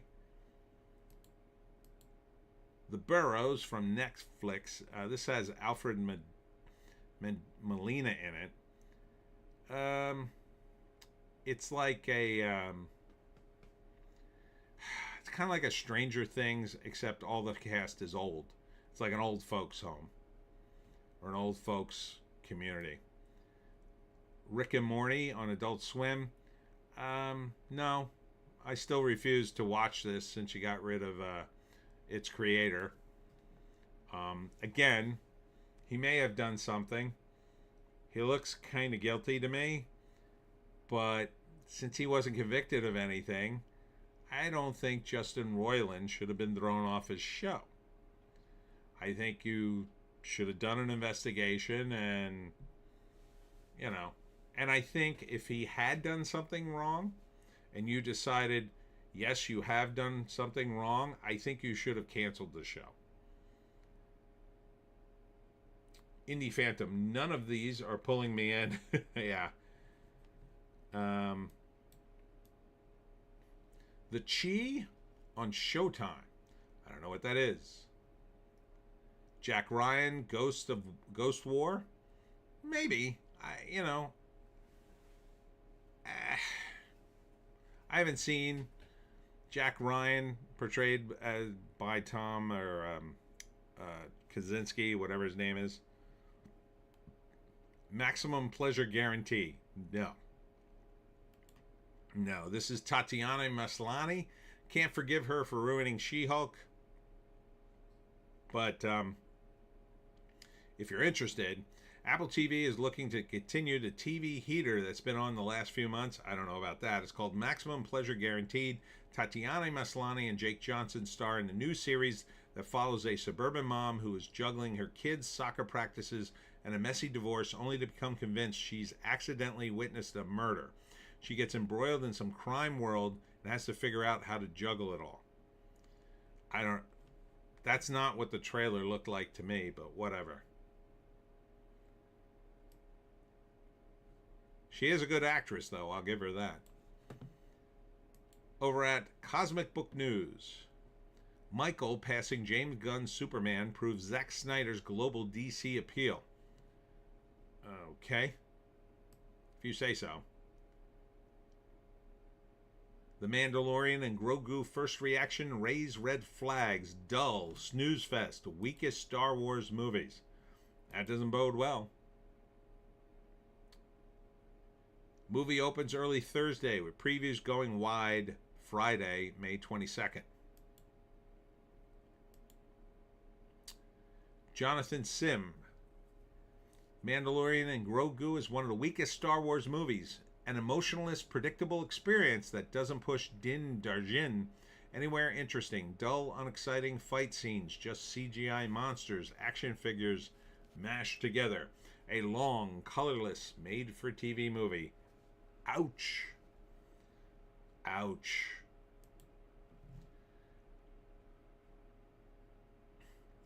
Indie Phantom, how does Michael have anything to do with Zack Snyder? I have no idea, but they won't stop talking about Zack Snyder. The Mandalorian and Grogu is as expected, a longer, bigger episode of the show.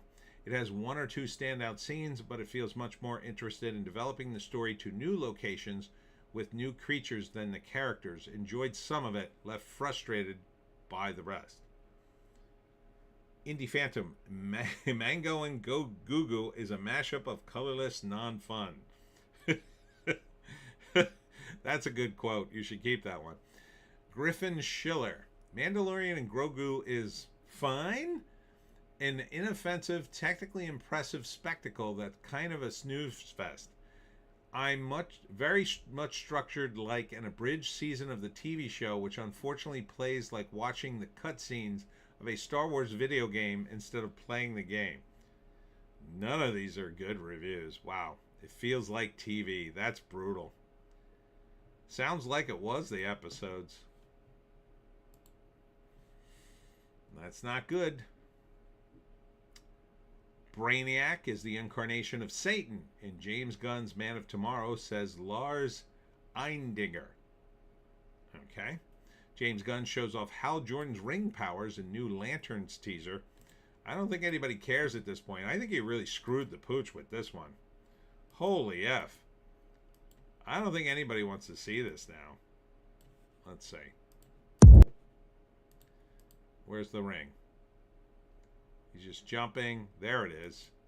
I mean, that's it? That's all you show of the ring? I mean, show... Like, you got the money to do this. You could have actually done giant hammers and boxing gloves and everything else that Hal Jordan does in the comic. You can actually do the comic. You actually have the CGI to do this. It doesn't matter that it looks cheesy because it's made of green energy. Like, why not make this the showcase of that? You absolute dummies. No. Taylor Sheridan's popular. We're going to make a southwestern small town mystery for Green Lantern. Yeah, forget aliens and stuff. This too also looks like a mashup of colorless non-fun or green non-fun, I'll say. Gina Carano versus Ronda Rousey fight review. Complete joke. Ouch. And they're fans of Gina. Indie Fandom, were any of those lanterns in Superman? No. The one in Superman is Guy Gardner. And he had the uniform. He did all kinds of things. Like, why you wouldn't make it like that? It's crazy. Oh, and get ready for this. The Expendables, an all-female Expendables movie, is back in development. Now, who the hell are you even going to get for this movie? I mean, Gina Carano just got beat in a fight. I mean, you get her. She can kind of act. Ronda Rousey, I don't think she can act, but you could put her in the movie as a backup. Then what? You got Sigourney Weaver, who's up there, but she could be in it. Maybe you could put in Hit Girl. Anna de Armas should not be in the movie. No. You'd have to go back to the 70s and 80s for obscure female action stars that nobody knows. I mean, I don't know who you're going to get.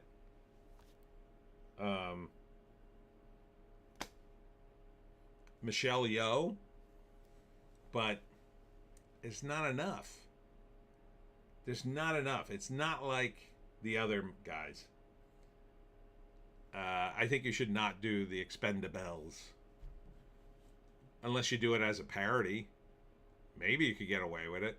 Masters of the Universe box office tracking soft with Jared Leto missing from marketing. It's Master of the Universe Morbin time. Yeah, I mean, this movie, I don't know. I think it's a total waste. I have so little interest in this. I cannot tell you. I can't even measure it. The lack of interest I have for He-Man Masters of the Universe. Indie Phantom cast Corey Feldman as the baddie.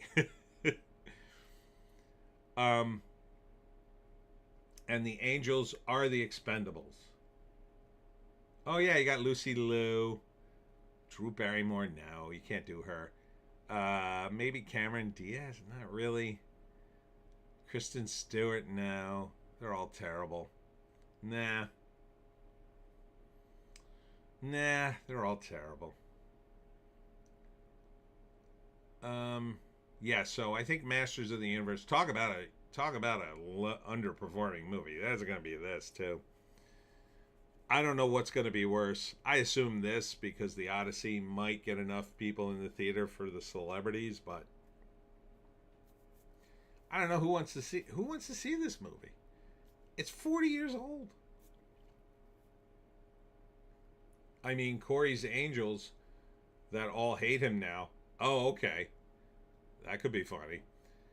But who wants to see Masters of the Universe He-Man? I just don't see it. I mean, Kevin Smith kind of really damaged the brand, I think, to some extent.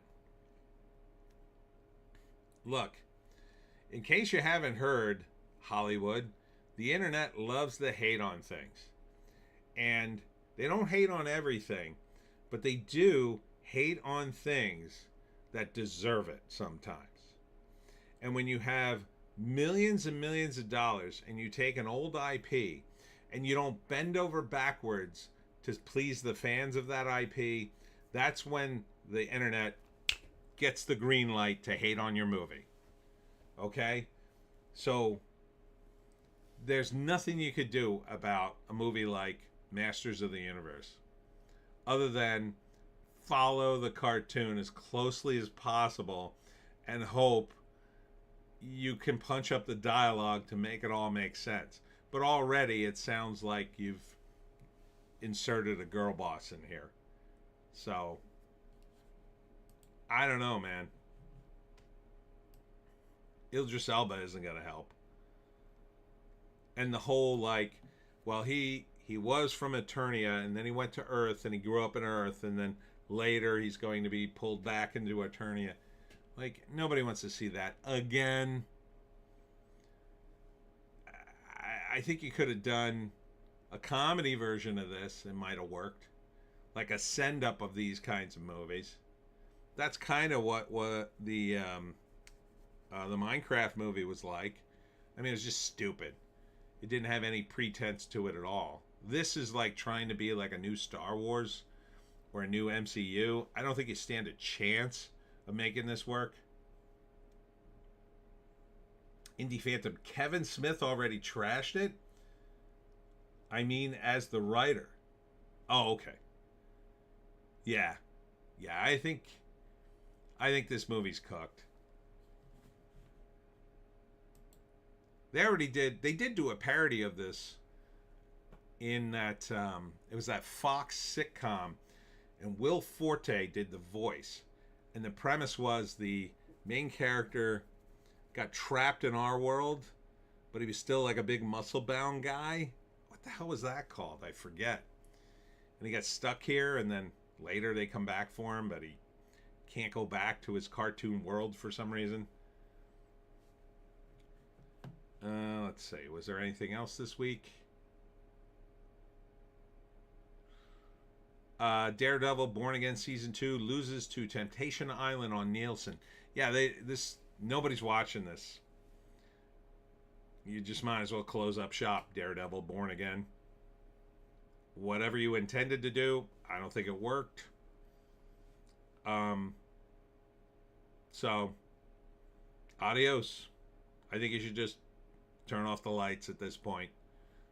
Hope you could restart it some other time, maybe. Doctor Who gets a new streaming home on AMC Plus in June. So there's rumors now that AMC is going to restart Doctor Who. I don't know if anybody will care now, since they've completely destroyed the character. But if you had an attempt to fix it, I would tune in. Again, I pitched a version of a fix. I say do this. Get Sylvester McCoy. And Sylvester McCoy was the last Doctor on the BBC before they switched over to Fox. You'll remember they did a Fox movie. It was terrible with McGowan, I think his name was. And it didn't work. Didn't work at all. So here's what you do. The plot of the Doctor Who show would be this. Doctor Who, as Sylvester McCoy, needed to save Gallifrey, if you remember Gallifrey from the series, that was his homeworld, and the Time Lords, from an existential threat of great power. So what he did was he created a clone of himself, and he sent it off to distract this great power. And he then went back to Gallifrey, where he hid his planet and the people on it from this great threat. And so the Doctor Who you see after Sylvester McCoy, those guys were all the clones. And for a while they were good, but then eventually the clone kind of disintegrated and went crazy. So you can disregard all the history after Sylvester McCoy. Like it happened, but it has no connection to the actual Doctor. Then you could hit the reset button, start with a new Doctor. You still have a few Doctors left before you get to the evil Doctor at number 12. And then you could start the series there. I think that would be a good pitch.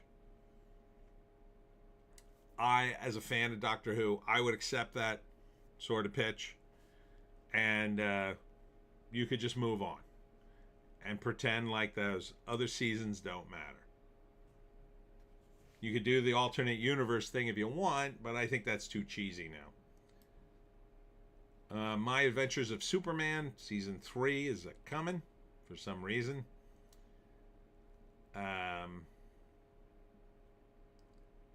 That's about it. Over at That Park Place. More on Ronda Rousey's victory. Financial analyst that Bob Iger famously hated finally gets called on by the new Disney CEO. That's interesting. So maybe this guy does have more sense than Bob Iger. Are all your James Bond casting rumors all wrong? Amazon MGM announces new 007 casting director. And Sonic 4 has wrapped filming with Metal Sonic photo reveal. So this franchise did very well. It did very well. It still continues to do well. Why? They put out a picture of the character. The fans hated it. And the filmmakers went back and they corrected it. And now everybody loves it. Same thing with One Piece, for the most part. I hear it's getting a little woke now, but for the most part, they worked with the original guy, and it's mostly true to the comics. So, at Geeks and Gamers, more on Mortal Kombat being finished.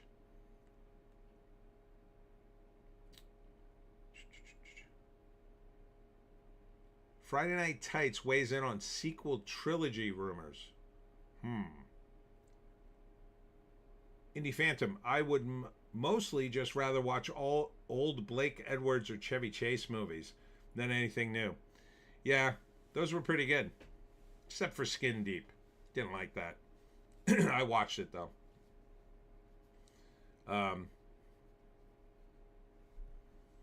Yeah, Chevy Chase, say what you want about him, that he's an a-hole.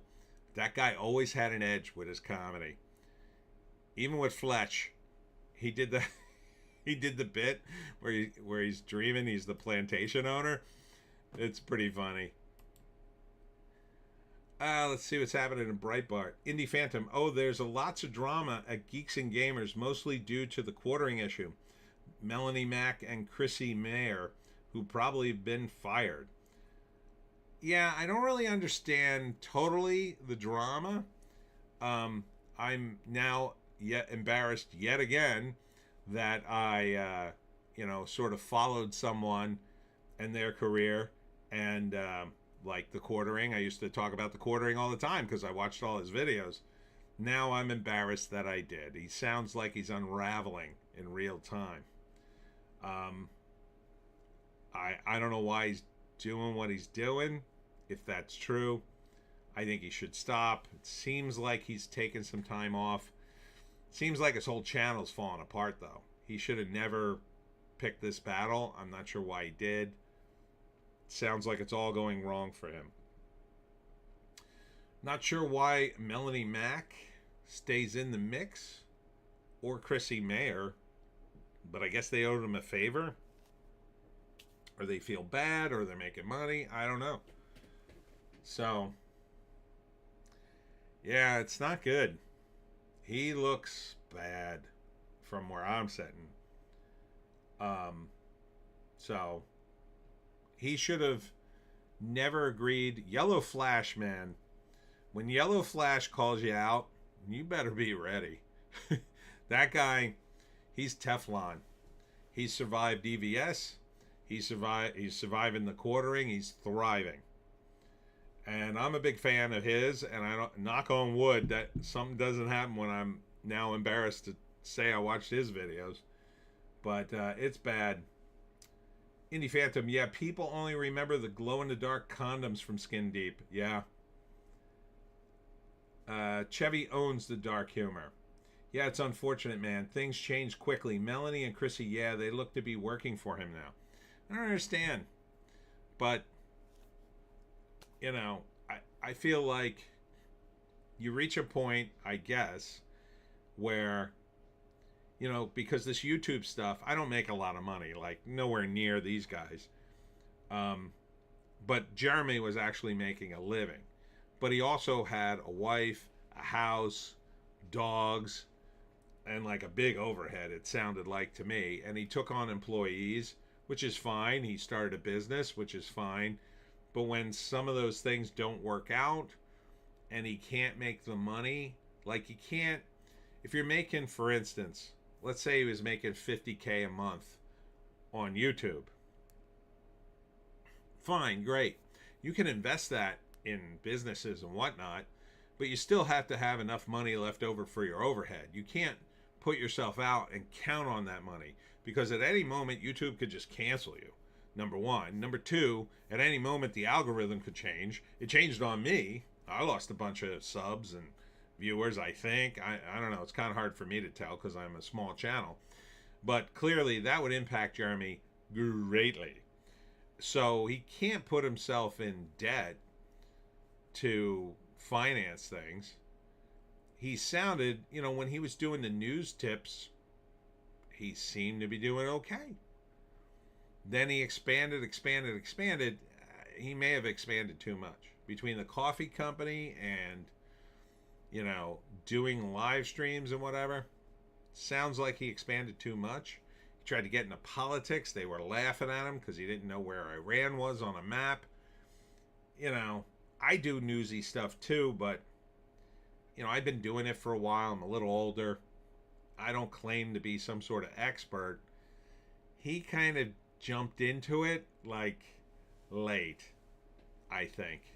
It was fine when he was like talking about culture war stuff, but then you start talking about geopolitics like Iran, you kind of got to know some stuff, or you got to read a bunch of stuff. You can't find it on a map. That just looks really, really bad.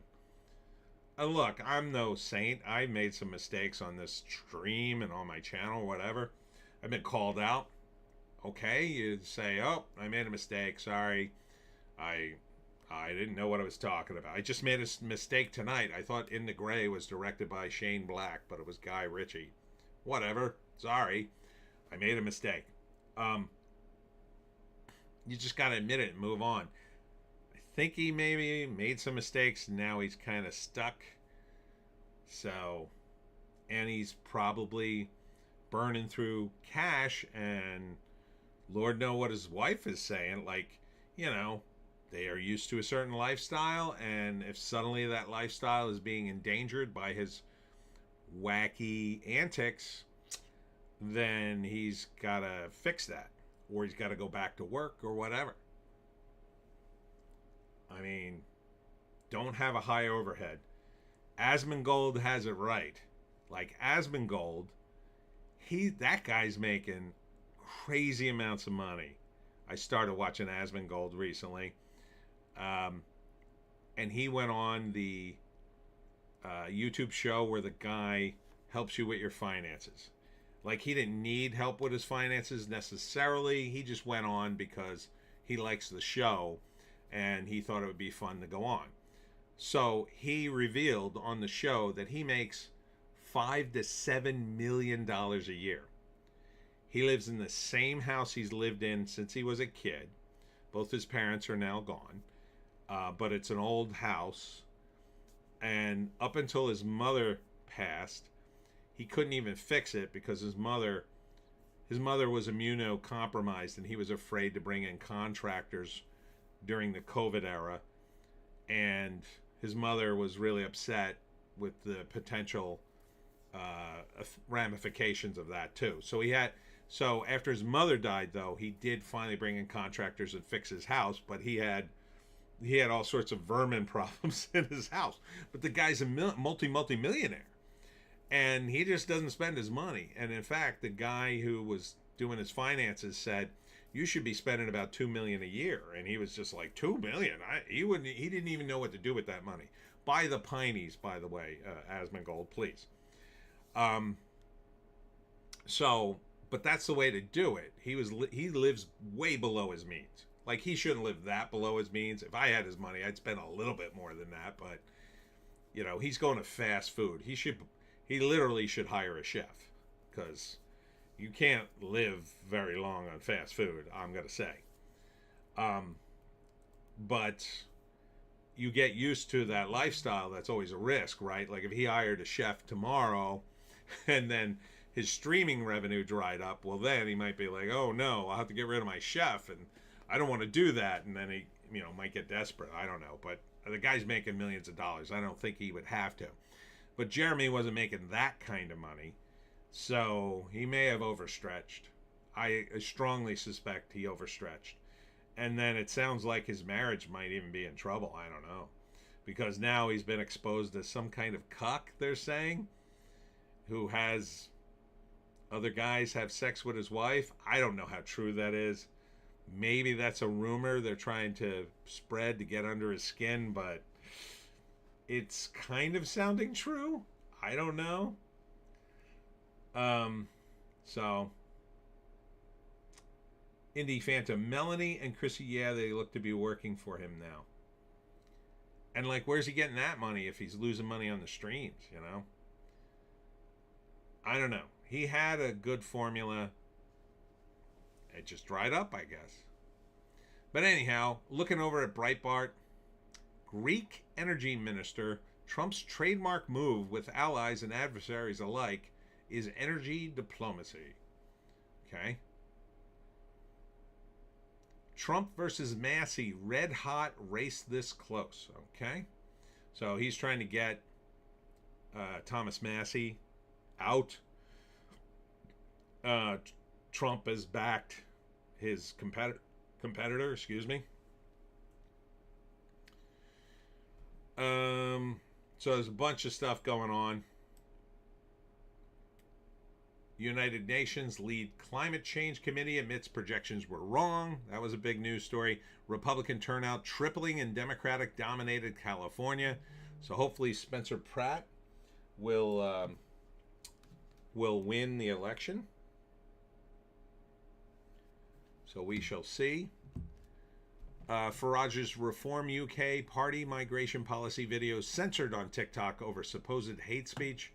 So that's still going on. Really, it's the Restore guys on the Lotus Eaters. Over at Breitbart Entertainment, Disney Doom, John Nolte, week early reviews for Mandalorian and Grogu. Mango and Gugu, critic screenings limited. That's not a good sign. Also this week, Harrison Ford called for extended social justice for indigenous people killed in cold blood in commencement address. So here's what I want to know. What have you done with the real Harrison Ford? I mean, at this point, I have to ask. How was he this woke all this time? I just don't get it. Did he just hit an age and now his wife bosses him around? Like, what's going on with this guy? Did they tell him, listen, you're going to have to do all this woke stuff if you want all this money? And he went, okay, I don't care.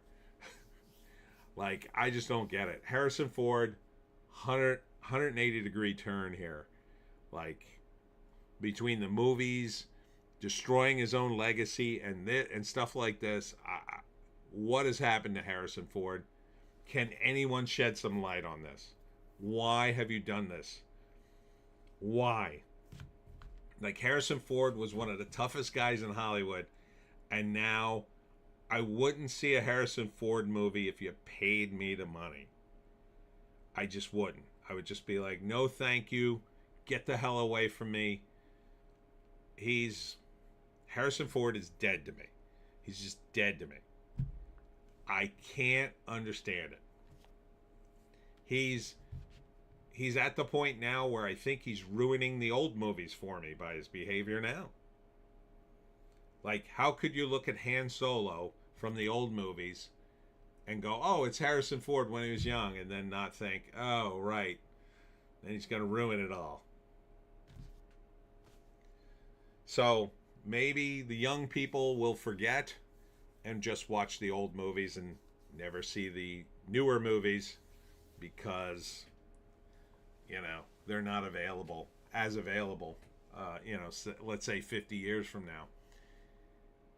Margaret Cho, comedian, who called for queer revolt against Trump, turned down heated rivalry role over ICE detainment fears. So Margaret Cho, who I think was born in this country, I'm almost sure she was. Where was Margaret Cho born? I mean, maybe she's Canadian, but I don't think so. I think she's born in San Francisco. Yeah, San Francisco. Like, why would she be afraid of ICE? It doesn't make any sense. Comedian Margaret Cho, who called for queer revolt against Trump, turned down heated rivalry role over ICE detainment fears. Why? You could never be detained by ICE. You're a U.S. citizen born in this country. They could not detain you. They couldn't stop you at the border. You have ID. Everybody has ID in this country. This is an utterly insane fear. The View, Helen of Troy can be played by a black woman in the Odysee if you know history. No, if you know history, you know that wouldn't work. But if you want to ignore history, I mean, at least say it. Like, you could just say, oh, I want to do a diverse Odyssey. You'll notice in the trailer, other than, I think Travis Scott is in it, but Helena Troy's not in it, and neither is, what's her name? Elliot Page. Both of them aren't in it. So if you're so about the diversity, why not put them in it? Why not put them both in it? Let's see. Project Hail Mary star Sandra Fuller on Germany's Bad Guy from Germany Past. I feel the guilt every day. Okay. Anchorman director Adam McKay slams Democratic Party. Kamala, Clinton's, Obama, Biden. No group worse than white liberals. Now keep in mind, Adam McKay is also the guy who directed Don't Look Up. So he's very woke. He's very TDS. He's all about the climate, in my opinion. But even he's sick of the Democrats. Indie Phantom, Elliot Page and Gugu. Money in the Bank. Have you seen all the Elliot Page swap outs in famous movies? Like, they had Elliot Page in Terminator. Elliot Page as John Wick. Elliot Page in Gladiator. Elliot Page as Achilles in Troy, the old one. And like each time she just gets, killed.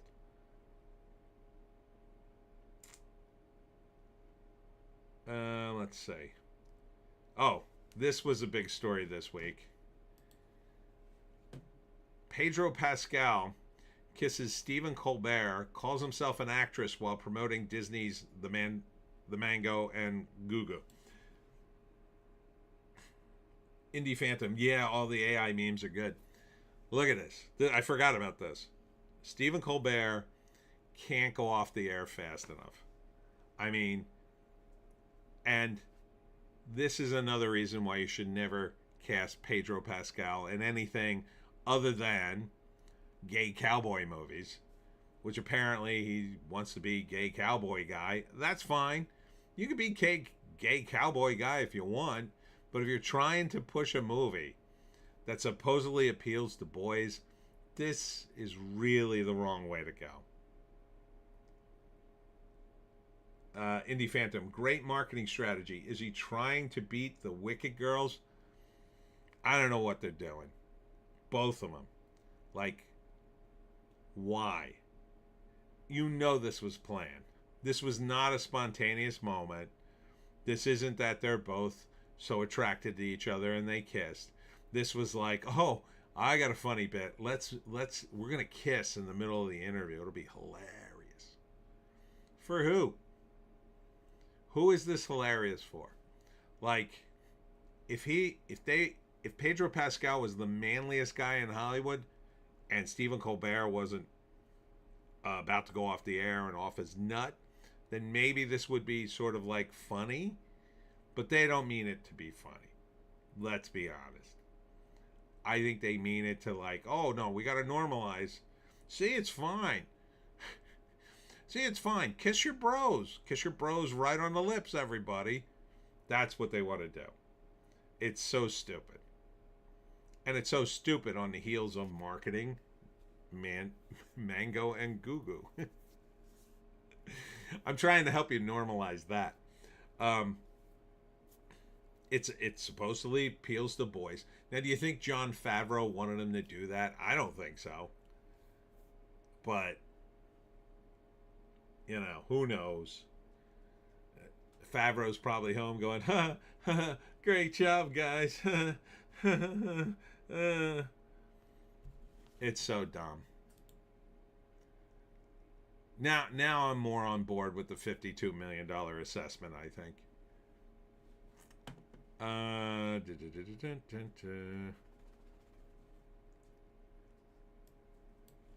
Former pilot lambasted elite celebrities flying to Cannes Film Fest on private jets as obscene.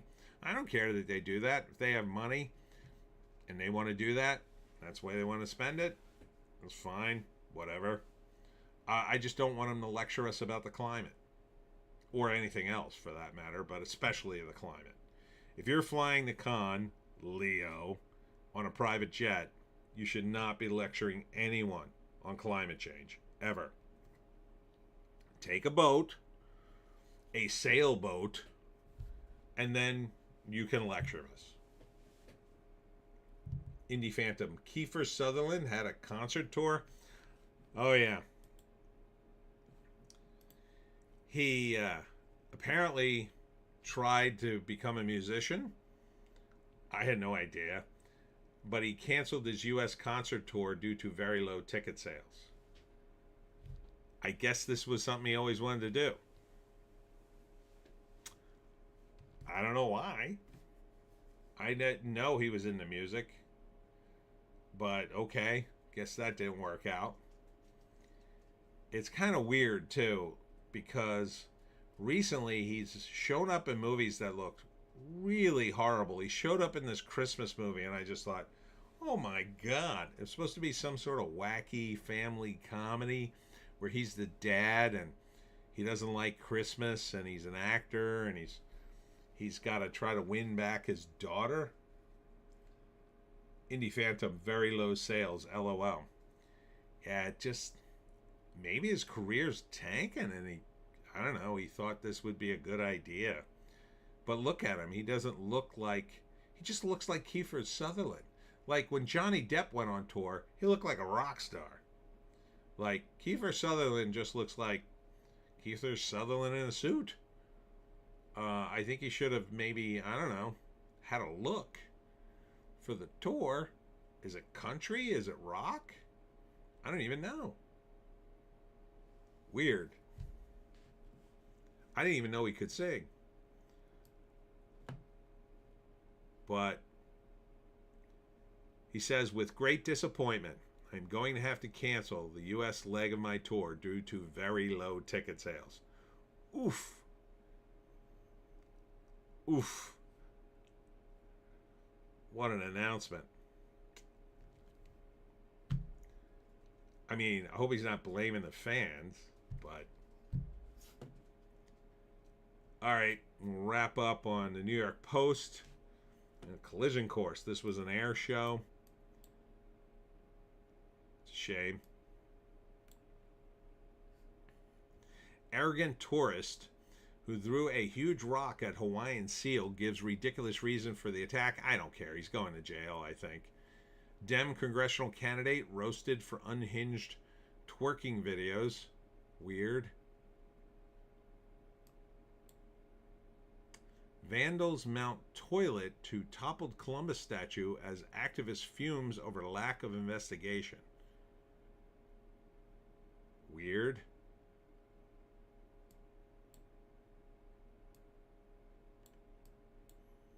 Who's that? Glamorous co-ed takes insane graduation pics of her kissing a 14-foot alligator. Well, she must know what she's doing if she got that close to it. Or they're fake.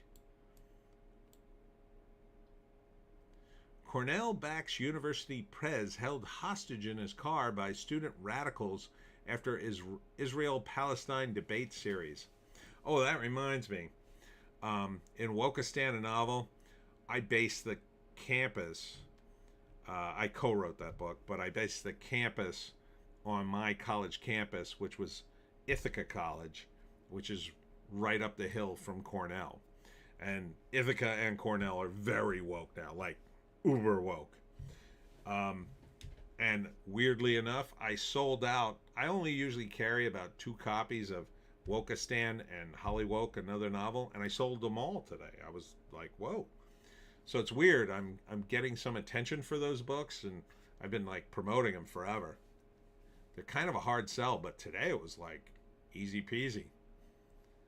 But that's kind of hilarious to me because I kind of know the area.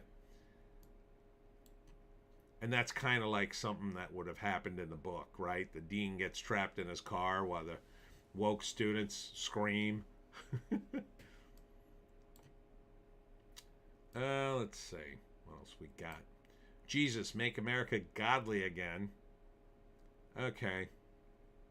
This I'm not as excited about. I'm not religious, but it's fine if you want to do that. Let's see. Notorious vagrant known as Pee Pee Poo Poo Man arrested on horrifying new charges. Okay. Ticking time bomb. Video shows Swatch Psycho stampede New York Mall for special AP release of as cop pepper spray sprays mob. Oof. They're trying to get a special edition Swatch? What is this? A headline from 1992? They're still doing Swatch all this time?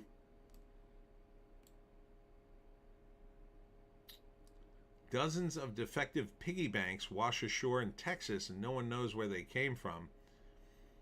I would assume they were on a container ship and they threw them overboard. Oh, here's a bit of weird news. Pizza Hut brought back its old school restaurant. Jesus.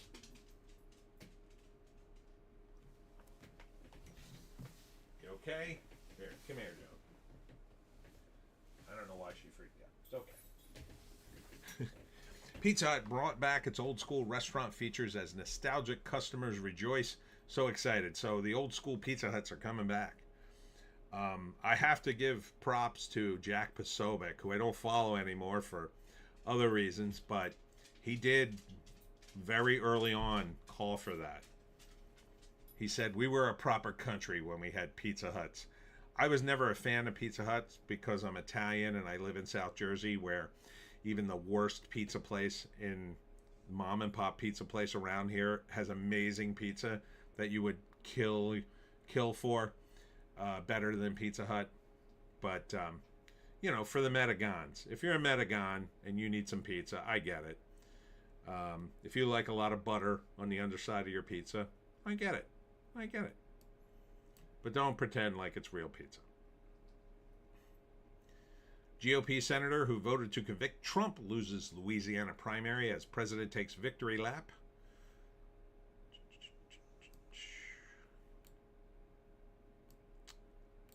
More bad news in the Ukraine. Ex-Google CEO booed during commencement speech over AI sex harassment claims from much younger girlfriend. Okay, that doesn't sound good. Ex-Jet who won 4 Super Bowls as NFL coach dead at 83. R.I.P. Ooh, Long Island oyster growers shelled again, this time by warning of killer bacteria in the water. Ooh, I don't like that. I love oysters. Hello. Alex Cooper pregnant? Okay. Well, good for you, I guess. Let's see.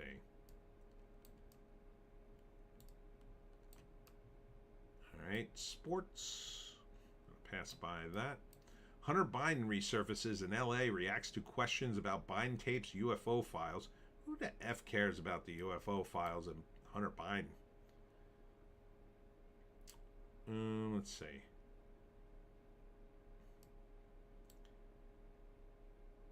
A profound gift. Teachings of Rabbi killed in Bondi Beach terror attacks. Live on in new book. Oh, okay. Well, that's a good thing, I guess. Dwayne "The Rock" Johnson wants men to stop skipping sunscreen. Yeah, I should have had some today. So he made one that's simple, effective, and easy. He really tried to push his tequila. So maybe his sunscreen will do better. I really should have had some today.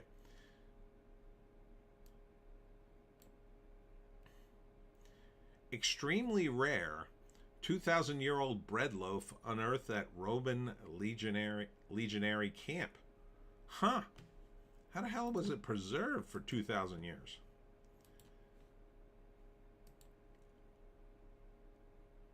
They uncovered a charred 2,000-year-old bread loaf found in Switzerland. That's amazing. I guess it was so burned, maybe they threw it into the fire. Huh.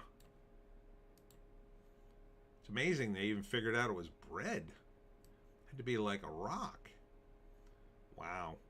That's pretty cool. I love archaeology. All right. Not alone, 4 alien species have been pulled from a crashed UFOs.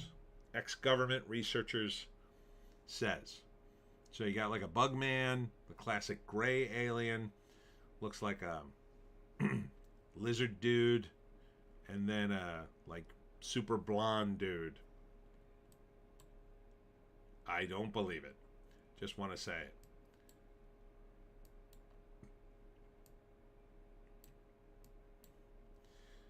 Charlie's Angels star claims she didn't see a dime from show merch. Oh, that's surprising. Well, not really. They kind of screwed over actors. That's a shame. There was a lot of that back in the day.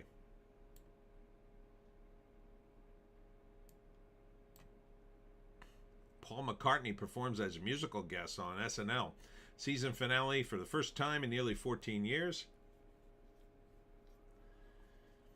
Archaeologists baffled by ancient island at the bottom of a Loch Ness, Scotch loch. Not Loch Ness, but Scottish loch. That's weird. How do you get an island at the bottom of the water? It's weird. Rescuers save critically endangered penguin found face down on the beach. Oh, that's nice. And I think that's it. Wait, what's this one say? No, Mary, what the Broadway hit in history gets wrong about the First Lady Mary Todd Lincoln. But other than that, Mrs. Lincoln, how did you enjoy the play? Anyhow, what have we learned today? Well, we learned that the Cannes Film Festival still needs an 8-minute standing ovation to determine who won. That's number one. Number two, we learned that Michael has legs for days, the movie, not the actual dead singer. And that, it crushed The Devil Wears Prada too. We learned that Billie Eilish's fans are fairly small in number by comparison to Michael, and are done with the movie. We guessed the various box offices of Mango and Goo Goo and talked a lot about that. We talked a lot about Mango and Goo Goo. I'm still trying to make that a thing. I'll get it right. And as always, we learned that celebrities are really, really bad at almost everything other than being good looking. And even sometimes they're bad at that. So that's it for me. I'm going to wrap up here. I want to thank you all for tuning in. Next up for me, assuming it doesn't rain. Oh, God, if it rains next week. I'm going to be at Shoreline Vintage on Saturday next week for their show outside.